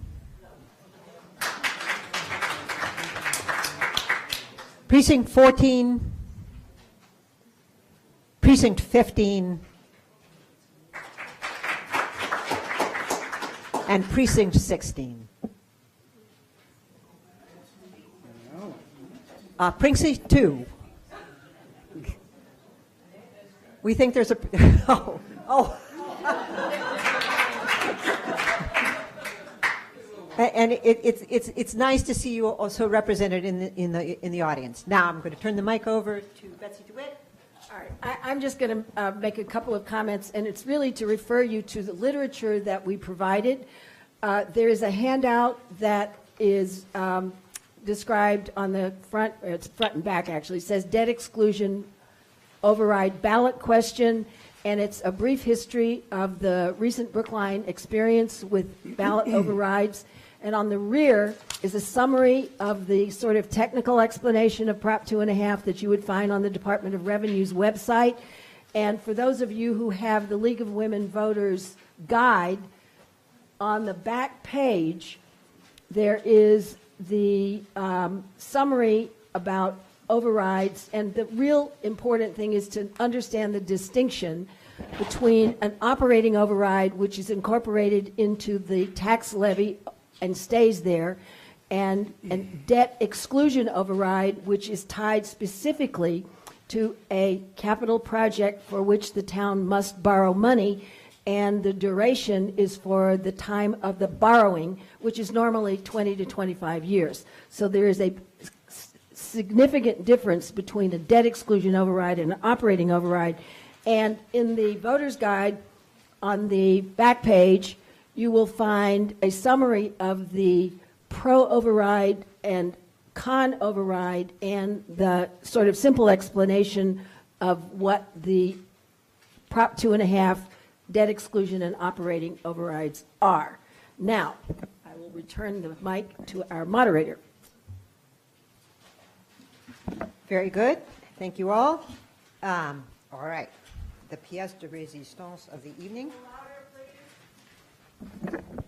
The pièce de résistance of the evening. The override ballot question introduction has been done. We now have two presentations that may run up to 10 minutes. And as you've probably been aware, having watched through the evening, there are often lots of questions. So the less time you take, the more time they can take with their questions. And we are going to begin with a presentation of John Van Soy, who is opposed to the ballot question, and he has up to 10 minutes. I'm just going to move up front because Julie's going to be at the podium, and I'm going to use the microphone. Hello, everybody. I'm John Van Scoyk, and I'm a town meeting member from Precinct 13. Julie and I were getting kind of comfortable in those chairs, and so I think, Richard and Raul and Isaac better watch out because we just might decide we should run for select board next year. And I want to say something about this presentation. We are Spend Smart Brookline, and we are the low-tech, practical do things the cheap and easy, simple way, but do them right. And so we have some handheld graphics to show you tonight. Julie's going to have a nice fancy program, but that's okay. We'll get by with our handhelds. John Doggett, who's going to hold them up, has become nicknamed the new Vanna White of Spend Smart because of his talent for holding up posters. Let me talk a little bit about more about who I am and why I am suddenly finding myself in the unexpected position of leading the Spend Smart campaign for Vote No on question 1. My wife and I have been homeowners, and we have raised our 2 children in Brookline since 1975. Those children went to the Heath School all the way through, went to Brookline High School all the way through, had a great educational experience in Brookline. My professional experience began as the editor of the Brookline Chronicle-Citizen. I held that position for 10 years. I covered a lot of controversies like this one. I then went on to a career in journalism at WGBH with the 10 o'clock news. Then another, that was 12 years. Then I did another 23 years at New England Cable News. Add up those numbers and you will figure out that I'm a pretty old guy. And so I retired last year in April, and my wife said to me before I went to one of these appearances a couple of days ago, who are you going to be tonight? Are you going to be kindly benevolent grandfather, or are you going to be chase the kids off the lawn grandfather? And I said, I guess I'll try to be something, a little bit of both. But the problem with being the representative of the No campaign is that we get stereotyped. We get sort of labeled as not caring about kids. I want you to know I love Brookline, and I love every kid in the Brookline schools, and so does every member of our group. We are not your usual stereotypical vote no campaign. We are, for the most part, people who voted yes.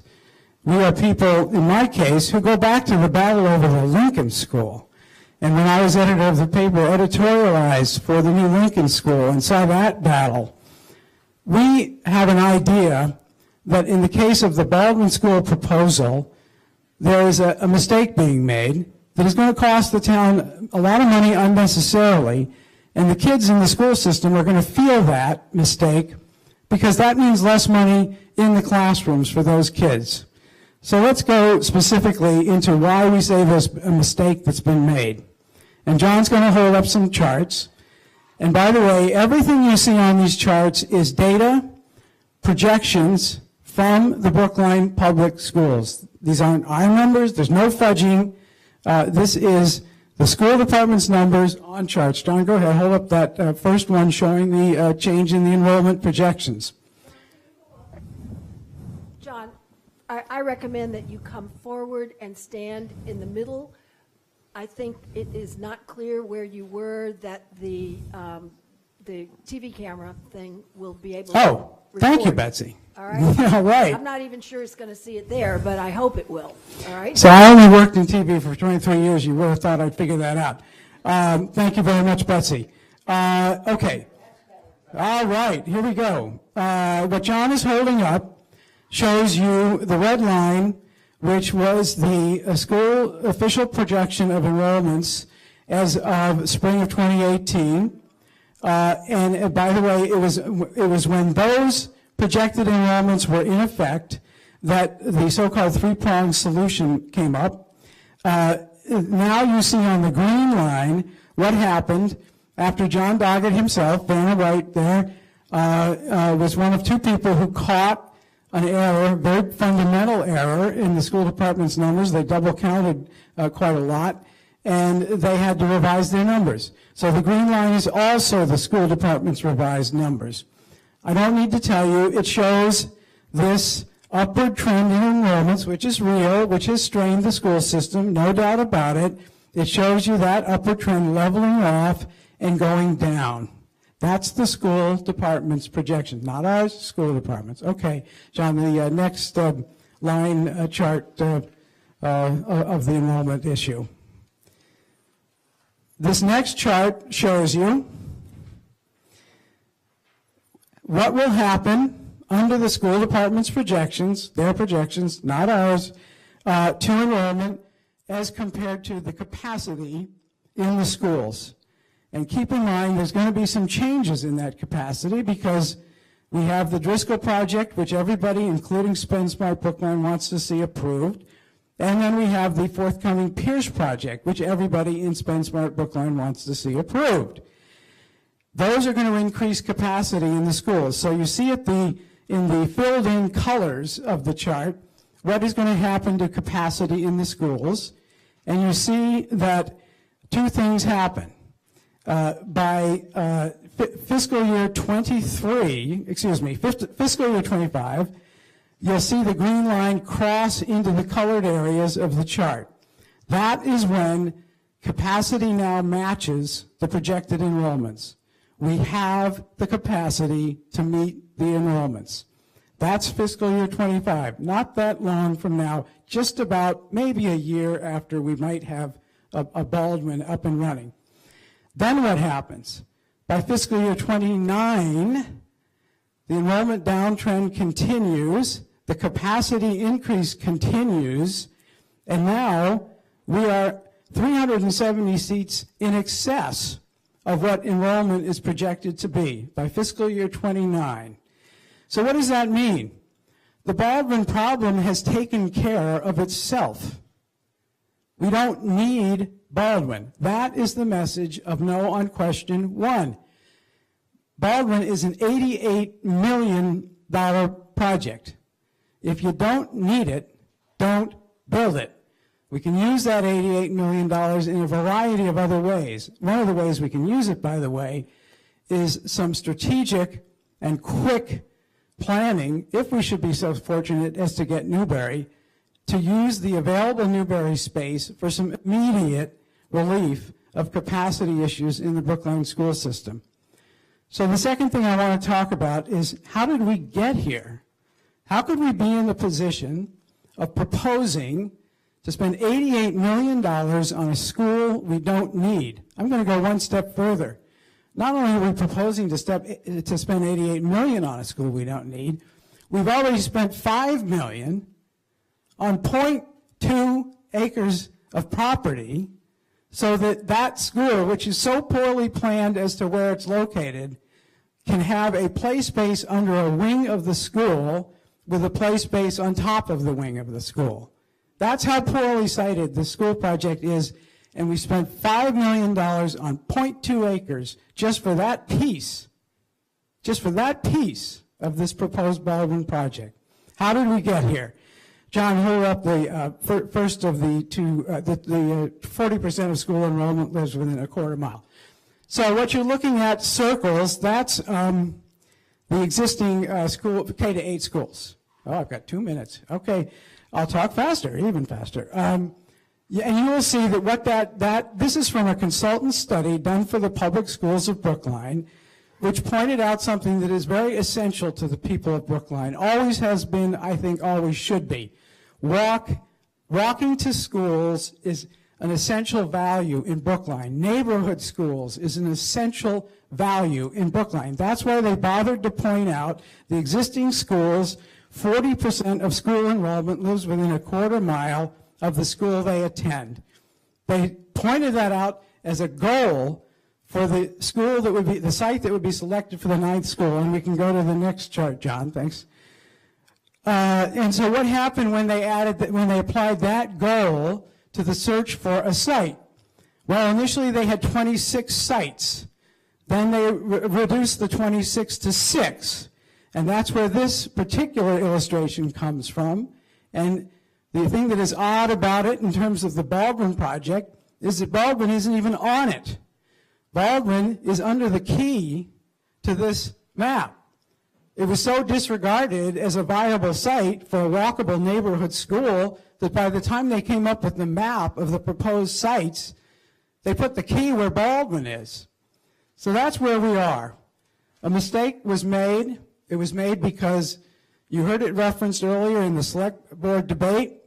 There was a decision by the select board to invite the school committee into the process of voting on what site to select.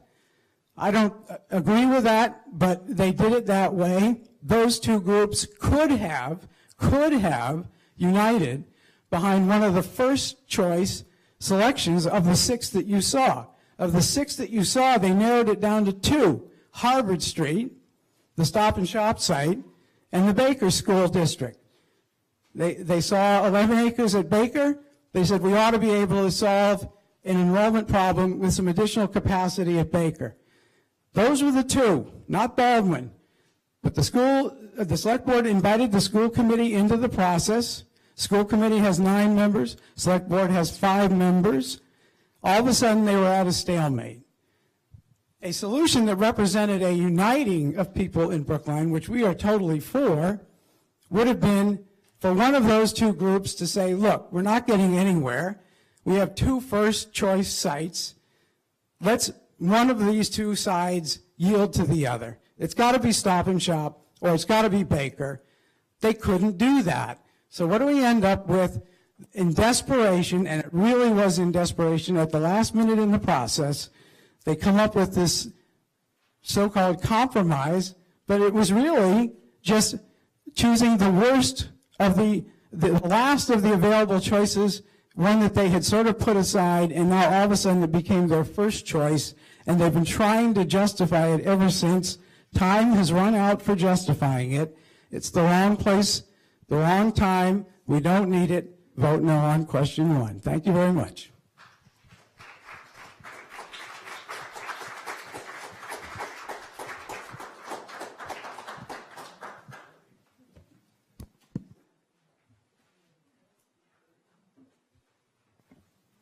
Good evening. Sure. Good evening. Good evening. Is that any better?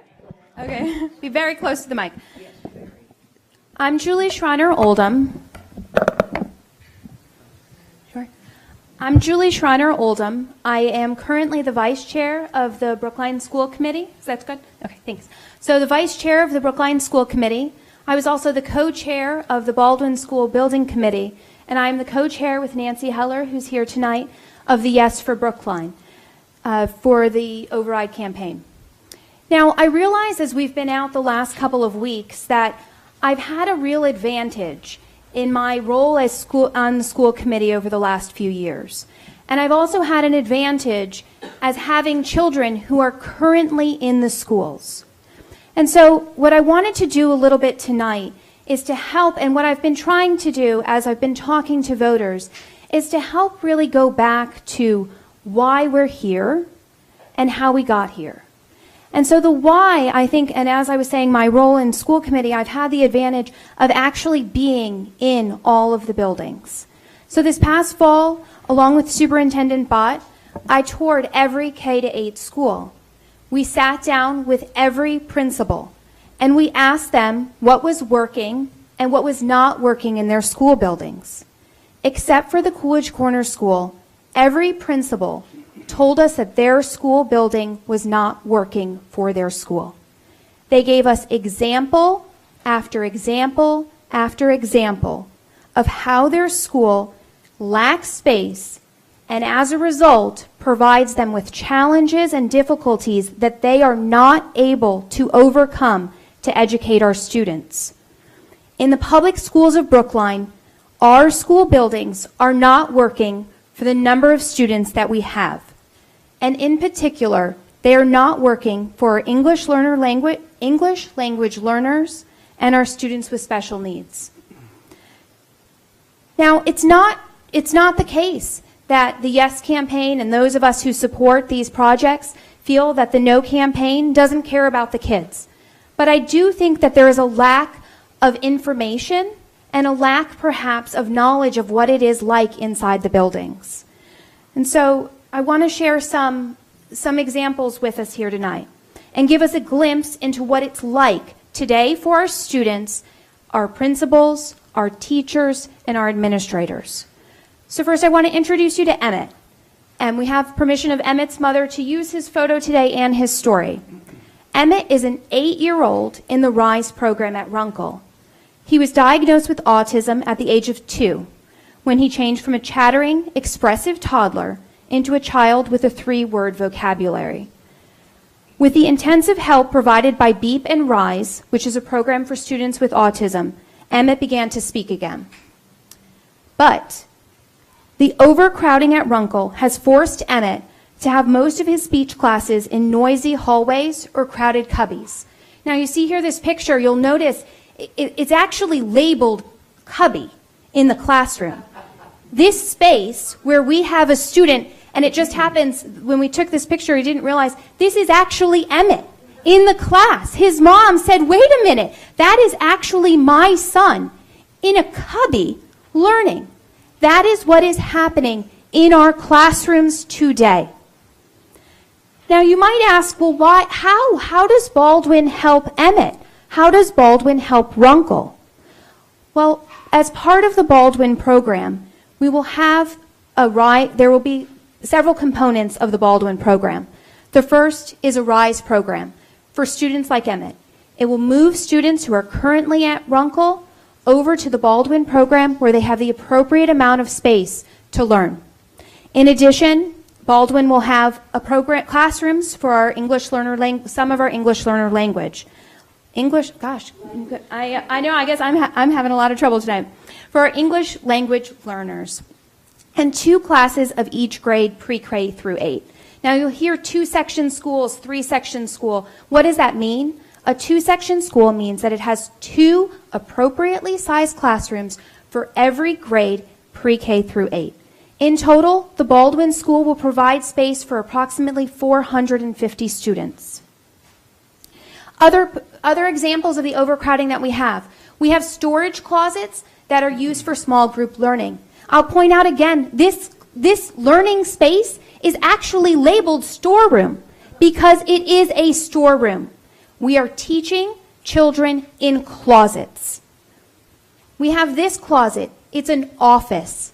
You see, it is not only is it an office, it's still being used as a storeroom and an office.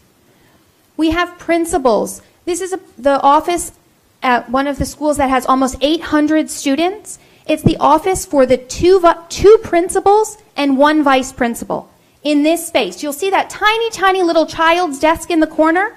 That is the desk of our vice principal at a school for 800 students. This is unacceptable.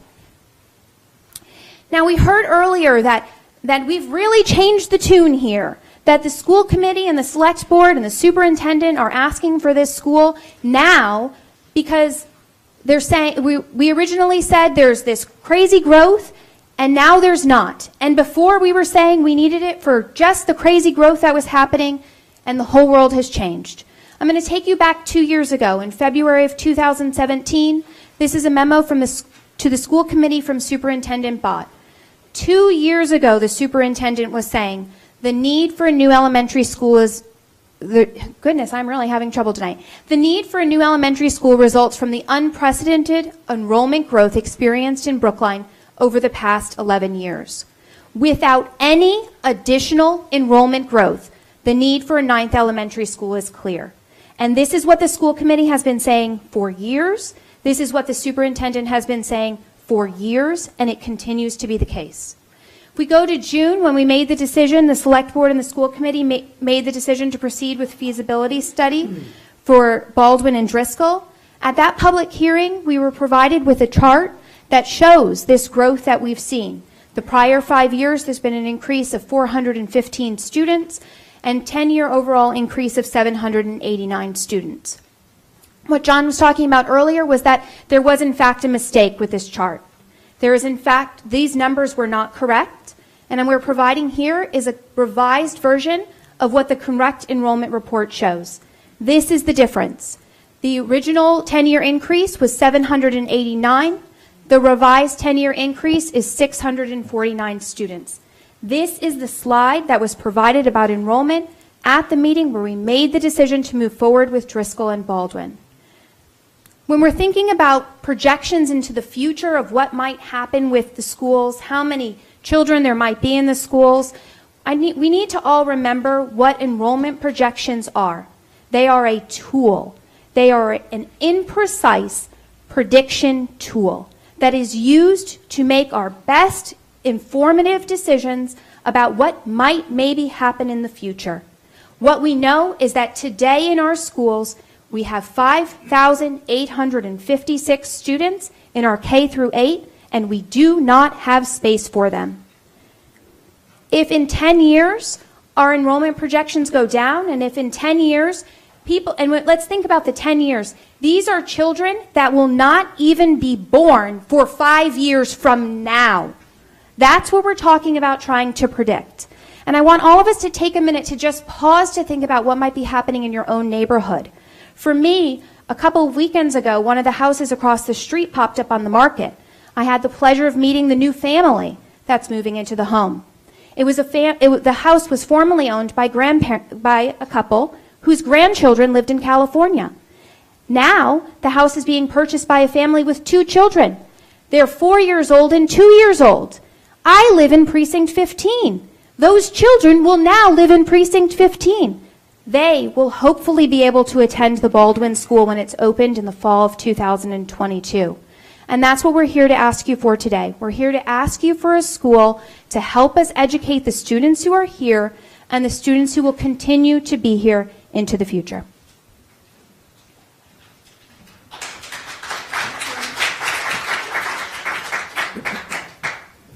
Thank you both very much. And thank you for leaving time for questions, because there are quite a few. So I'd like to start with a question about this transparency about redistricting. Oh, and I have at least 3 questions on that topic. And I'm going to read the 3 questions. There'll be overlap, but I think each question will be slightly different as well. Will you be transparent about redistricting? Who is being moved? Where are they going? And at what time are they being bused? Parents are being asked to vote on this is the second question, vote on 2 projects, and they have no idea if their kids will be required to get on a bus at 6:45 a.m. or 7:30 for a 7:30 a.m. start time. They have no idea if their children will be redistricted out of their community-based school and bused to a school for a period of time every morning and afternoon. Is this fair? Would you vote for 2 projects if you thought your child was going to be required to be bused? And then, again, in the same vein, why can't the school committee tell us what the redistricting plan for Baldwin will be? And I'm going to alternate between the 2 of you, which means you'll answer 2 questions in a row first. You'll answer one first, and then you'll answer one second. So, John, let's begin with you, if you can address those 3 questions. Wow. That's, my head is spinning. But anyway, I'll do my best. And frankly, I think those questions were directed more towards Julie, because they all bear on responsibilities of the school committee that are not being fulfilled. Now, just to get the understanding correct, I have 1 minute? 1 minute. All right. In 1 minute, what I can say is this. Redistricting is the core issue, in addition to these other issues, in this discussion. And as is implied by the question, it's an issue on which you have been given 0 information. There is no way of knowing, based on what's been presented, there will be no way of knowing when you vote on May 7th, what redistricting will occur as a result of this Baldwin building plan. And if Julie wants to say otherwise, then I invite you right now to present us with the information as to the redistricting plan.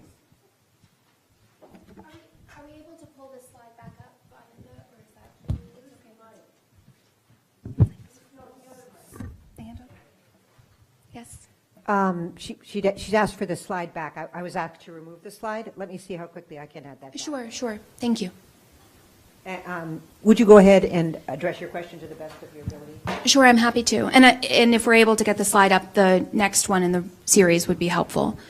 So let me start. That was a lot of questions in one question, but I'll first start by saying one of the questions was, would you be willing to put your child on a bus to go to this new school? And that I can say emphatically, yes. And I think that we also should talk for a minute about what it's like in South Brookline. which is where the Baldwin School is located. In South Brookline, the geography is different than it is in North Brookline. In order for us to have a school that was walkable for all of the students, we would actually need to build 5 schools. We would need to build a school, it's the one with the blue at the bottom. Thank you. We'd actually need to build 5 schools. We'd need to build one at Baldwin, one at Skyline Park, one at Allendale Farm, one at Bournewood, and one somewhere in the middle near Buttonwood Village, Lars Anderson Park, perhaps. That's how many schools you would need to build in order for it to be walkable for all of the students in South Brookline.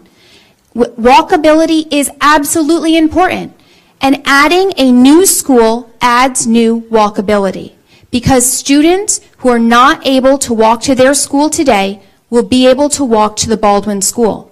And those are not students who are currently attending Pierce who will be put on a bus to go to Baldwin. The students who need to be bused or driven to Baldwin are currently being bused or driven to other schools. When you look at this slide right here shows you who will be attending the Baldwin School. Can you explain why the school populations are in the Are we keeping to the time limits? It did say stop. I'm sorry, we were, yeah, I'm sorry, I did get distracted by trying to get this slide up.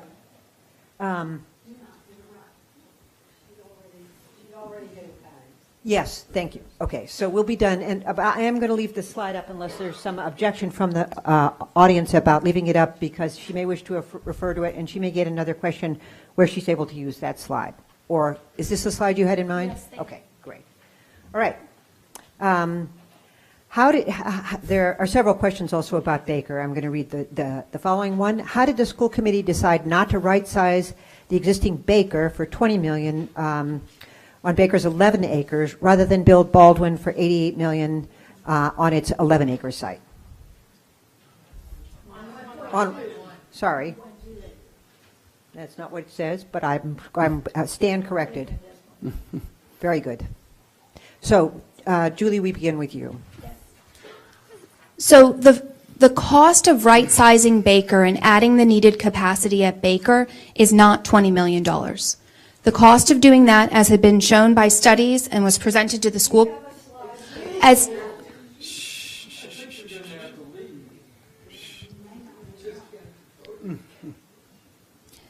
the numbers that were presented in studies by the architects and the experts who were hired to answer this question and to provide information about what it would actually cost show that the cost of expanding Baker to a 5-section school is $184 million. The cost of expanding Baker to 2 3-section schools is $163 million. And now, when we look at the number of additional seats that would provide, Baker as a 5-section school only adds 160 seats for a cost of $1.15 million per seat. And doing Baker as a 2 3-section schools would be $163 million for 340 additional seats at almost $500,000 a seat. If I may just start off by saying, did everyone notice that I asked Julie a direct question to tell us the redistricting plan that would go with this new K-8 school, and she did not answer it?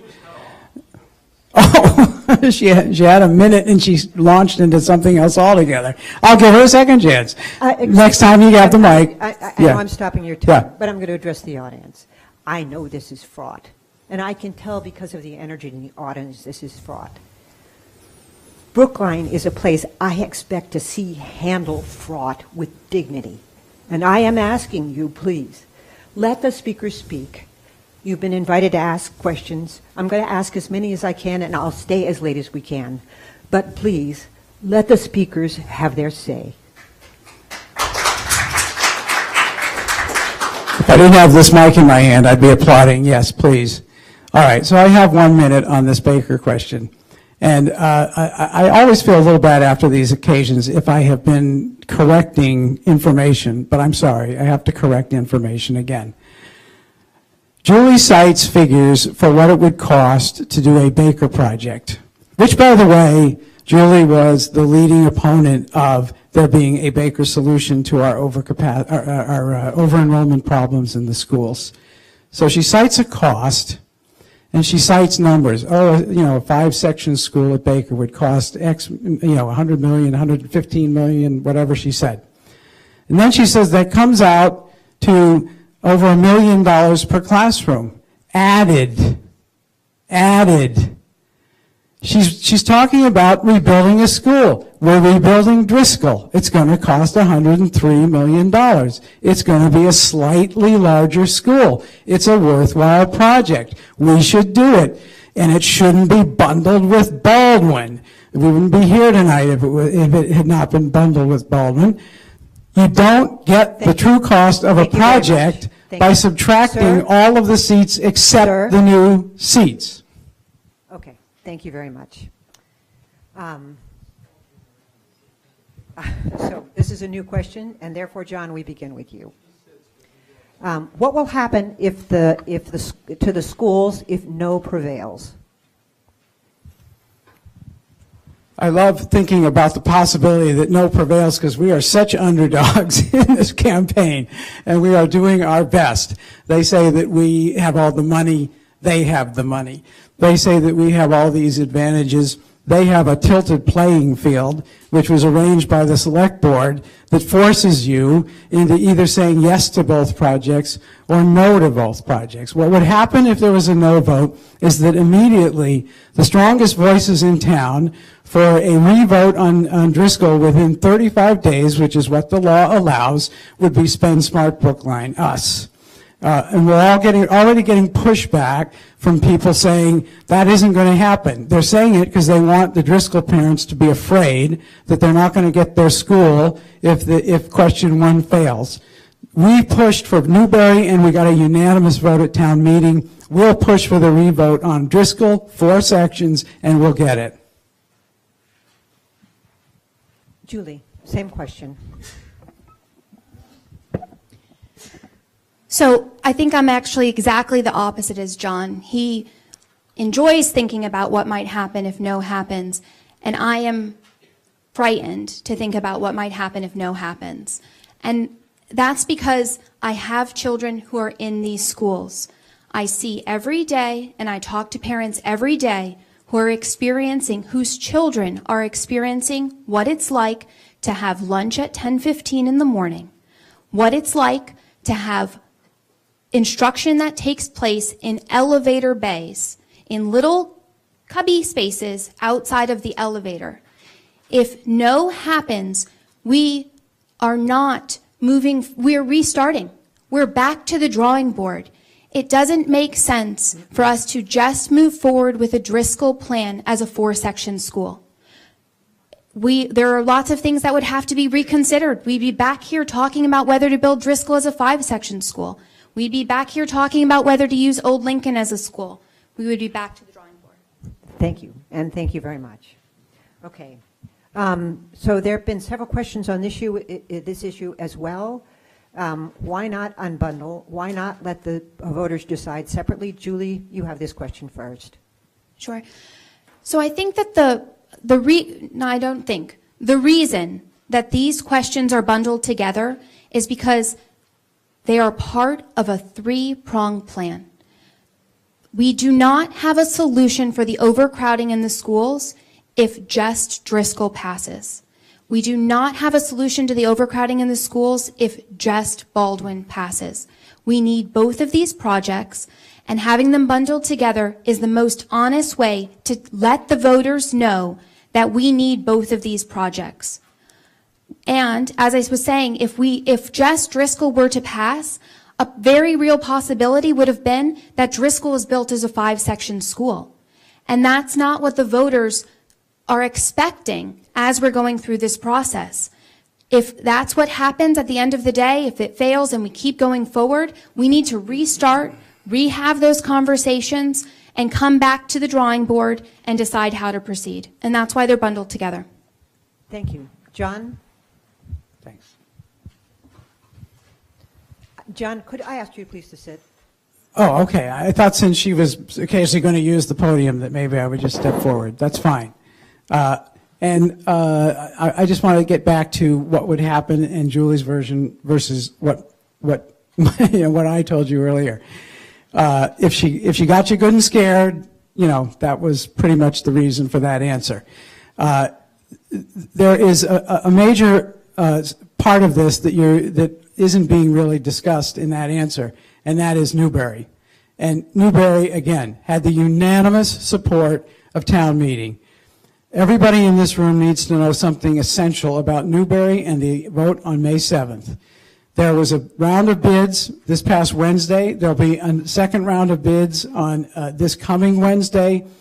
The final round of bids closes May 8th, the day after the election. At town meeting, we had to vote on Baldwin and found out the next day Newberry would be available. We are now in the position in Brookline that because this question was bundled, Driscoll is at risk, and we will know the day after the election if we have Newberry as an option. It's not the right time. Thank you, John. Say no, do it again later. Thank you, John. But you don't have to yield the mic quite yet, because actually we're going to start with you this next time. We've heard two projections, supposedly both of them from the school committee. Why the difference? That's a question for me. Okay. Well, I guess all I can do is repeat what I said before. John, you want to come forward and hold them up? The difference was because of an error that was not caught by the school department itself. It was caught by John Doggett on the advisory committee and a couple other people. And as a result of the error that was caught and then acknowledged by the school department, numbers changed. They changed rather dramatically, and that change in numbers is why we who are saying vote no on question 1 are confident that there is going to be enough capacity in the school system before Baldwin even comes online. Or I should revise that. Let's say within a year after Baldwin comes online, there will be enough capacity in the school system to solve the problem that Baldwin would address. Thank you very much. Julie, same question, and again, looking at the two sets of final numbers, and there's a difference, what have you to add? So the numbers that we're talking about are actually the same numbers. The difference is in which part of the numbers matter. And what I'm saying is that the numbers that matter are the number of kids we have in our school. When we look at what might happen in 10 years from now, again I say, those children are not even born yet. 10 years from now is an entire child's education from pre-K through 8. All of the kids that are currently in our schools from pre-K through 8 will have moved through the schools in an overcrowded, unacceptable condition. That's what we're talking about. And that's why there's not a difference of numbers. There's a difference in what the numbers show us. And I also want to talk about, as we're talking about what people who are thinking in 5 years that they might maybe have kids and how that impacts it, the reason that matters and the reason that changes the numbers and the projections going forward is because if we see an increase, for example, in 1 year of kindergarten enrollment, so if the incoming kindergarten class this upcoming year is higher than it was last year, all of a sudden the projections and what happens into the future changes. Thank you. Thank you very much. And Julie, don't put down that mic. Okay. All right. I'm going to pair questions. They're at least tangentially related. I think they're handled well together. First one, how will Baldwin's fix help with the substandard conditions in many of the other schools, and schools in which lunch starts at 10:45 and Heath where it starts at 10:30. And the second question is, no one disputes overcrowding or degraded spaces in our school. How will a school that won't be ready until 2024 address these problems, especially when enrollment at that time will decrease? So the answer to how it helps the other schools is because as we're adding seats and adding capacity at Baldwin, that allows us to move students who are at other overcrowded schools down. So if you have Baldwin here, you have students from Heath that are, some students from Heath that are moved to Baldwin. You have some students from Runkle that are moved to Heath. You have some students from Lincoln. Baldwin can provide relief from that. And also, as we talk about these schools, they're in joint buffers. So many neighborhoods are Heath, Lincoln, Runkle buffers, or Heath, Lincoln, Baker buffers. So we have these areas where it makes sense for students who are currently, or in houses that might currently be in one district, to be in another district in the years going forward. Now, as we're talking, the question asked about 2024, the Driscoll and Baldwin schools will both be opening in fall of 2022. And so the relief will be provided in 2022, and this is the fastest way that we can get the relief that we need. Thank you very much. John, same pair of questions. Do you need rereading? No, that's okay. Very good. Driscoll's going to be ready well before Baldwin would be ready. You can bet on it. Thank you, Lee. And I just want to sort of I want to emphasize something for everybody who's here tonight. This decision on May 7th is going to make all the difference. Redistricting is going to be one of the big issues in that decision. You just heard Julie mention students from Heath going to go here, students from Runkle going to go there, students from here going to go there. That sounds like a redistricting plan to me. And yet when she was asked, will you release the redistricting plan so that people can go into the voting booth and be informed before they vote on May 7th, she still hasn't said that that should be released. And in fact, the school department has said specifically it won't be released until after Baldwin is built. Until after Baldwin is built. I don't regard that as informing voters in a way that allows them to make intelligent decisions. Thank you. Very good. And John, while we have you, where can we find information about the cumulative effect of overrides already passed, plus the current ballot question, which includes percent increase for Coolidge Corner, the 2018 override, the high school expansion, and Driscoll Baldwin? Gosh, where could a person find that information? I don't know. No, I do know. And I suspect somebody from Spend Smart asked that question, which thank you very much, somebody from Spend Smart. By the way, this is the card I hope most of you, if not all of you, are going to get in the mail. It has information on the back of it about our case as to why you should vote no on question 1. And Spend Smart, even though we started late, didn't have much money until very late in the game, now we have a little bit of money, have been doing everything pretty much by, we're making it up as we go along, word of mouth. We do have a website. It's spendsmartbrookline.org. If you go there, you'll find a lot of information, including the information about the cumulative impact of all of these projects. There's 5 of them, including if Baldwin happens and if Pierce happens.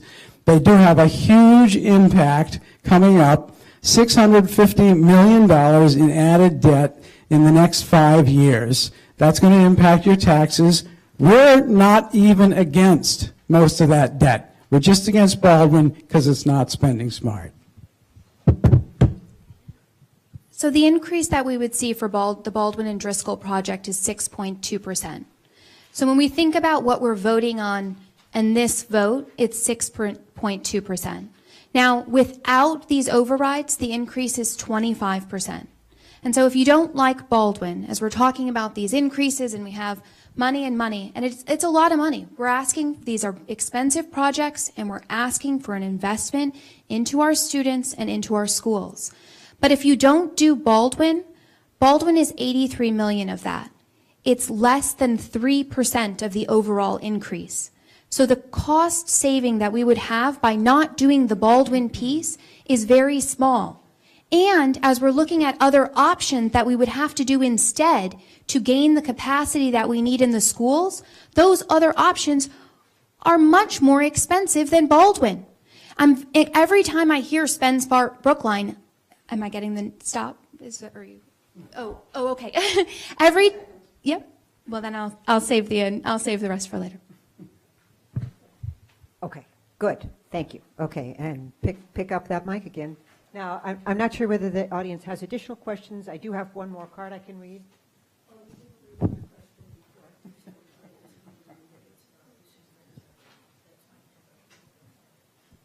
Okay. I understand. Thank you. I am going to ask her a question.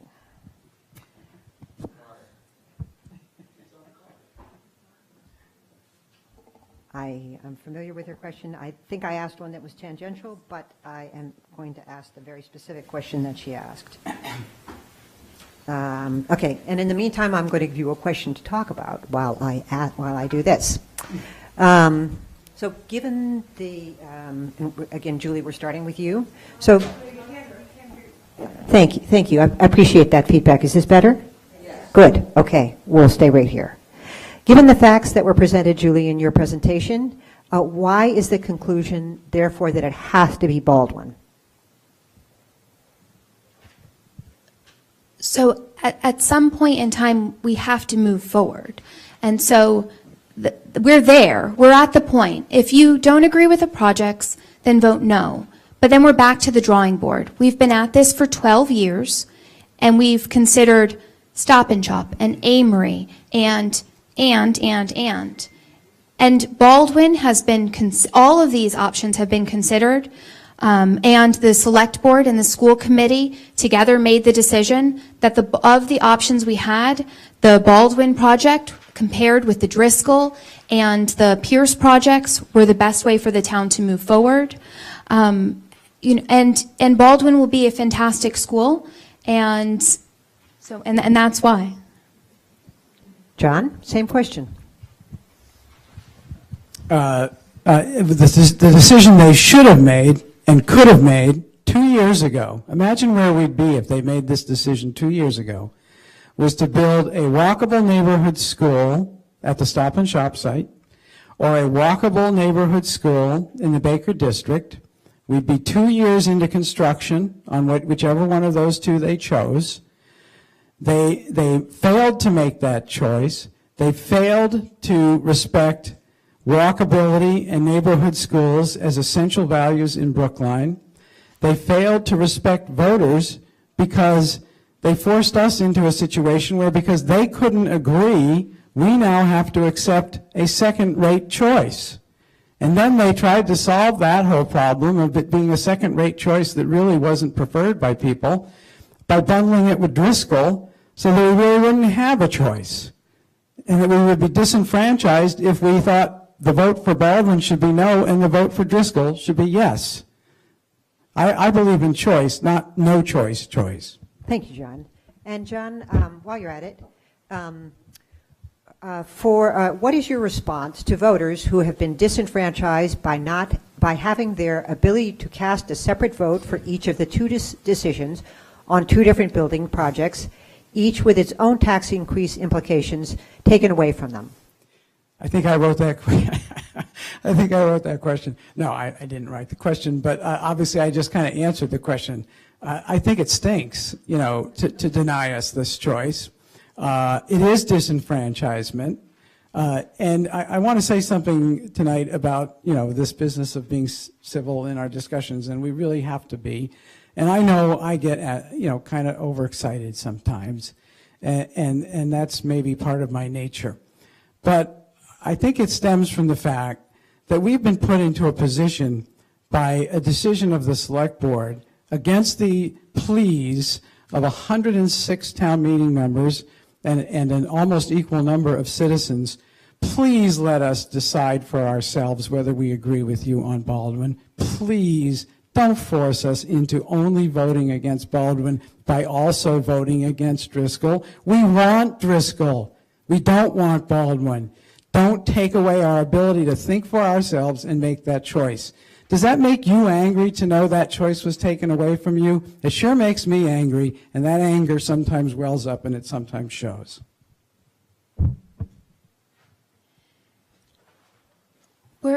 As an elected member of school committee, it's my job to think about what's best for the children.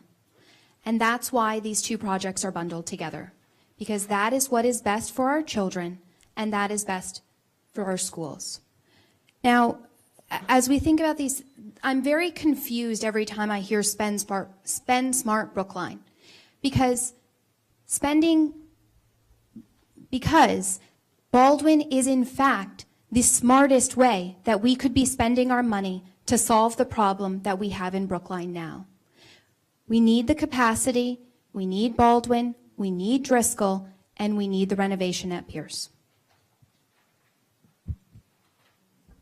Thank you. And thank you both very much. And thank all of you as well. Thank you for staying.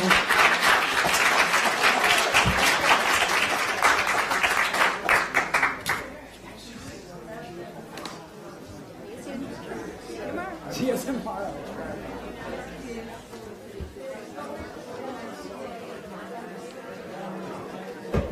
Pardon me for being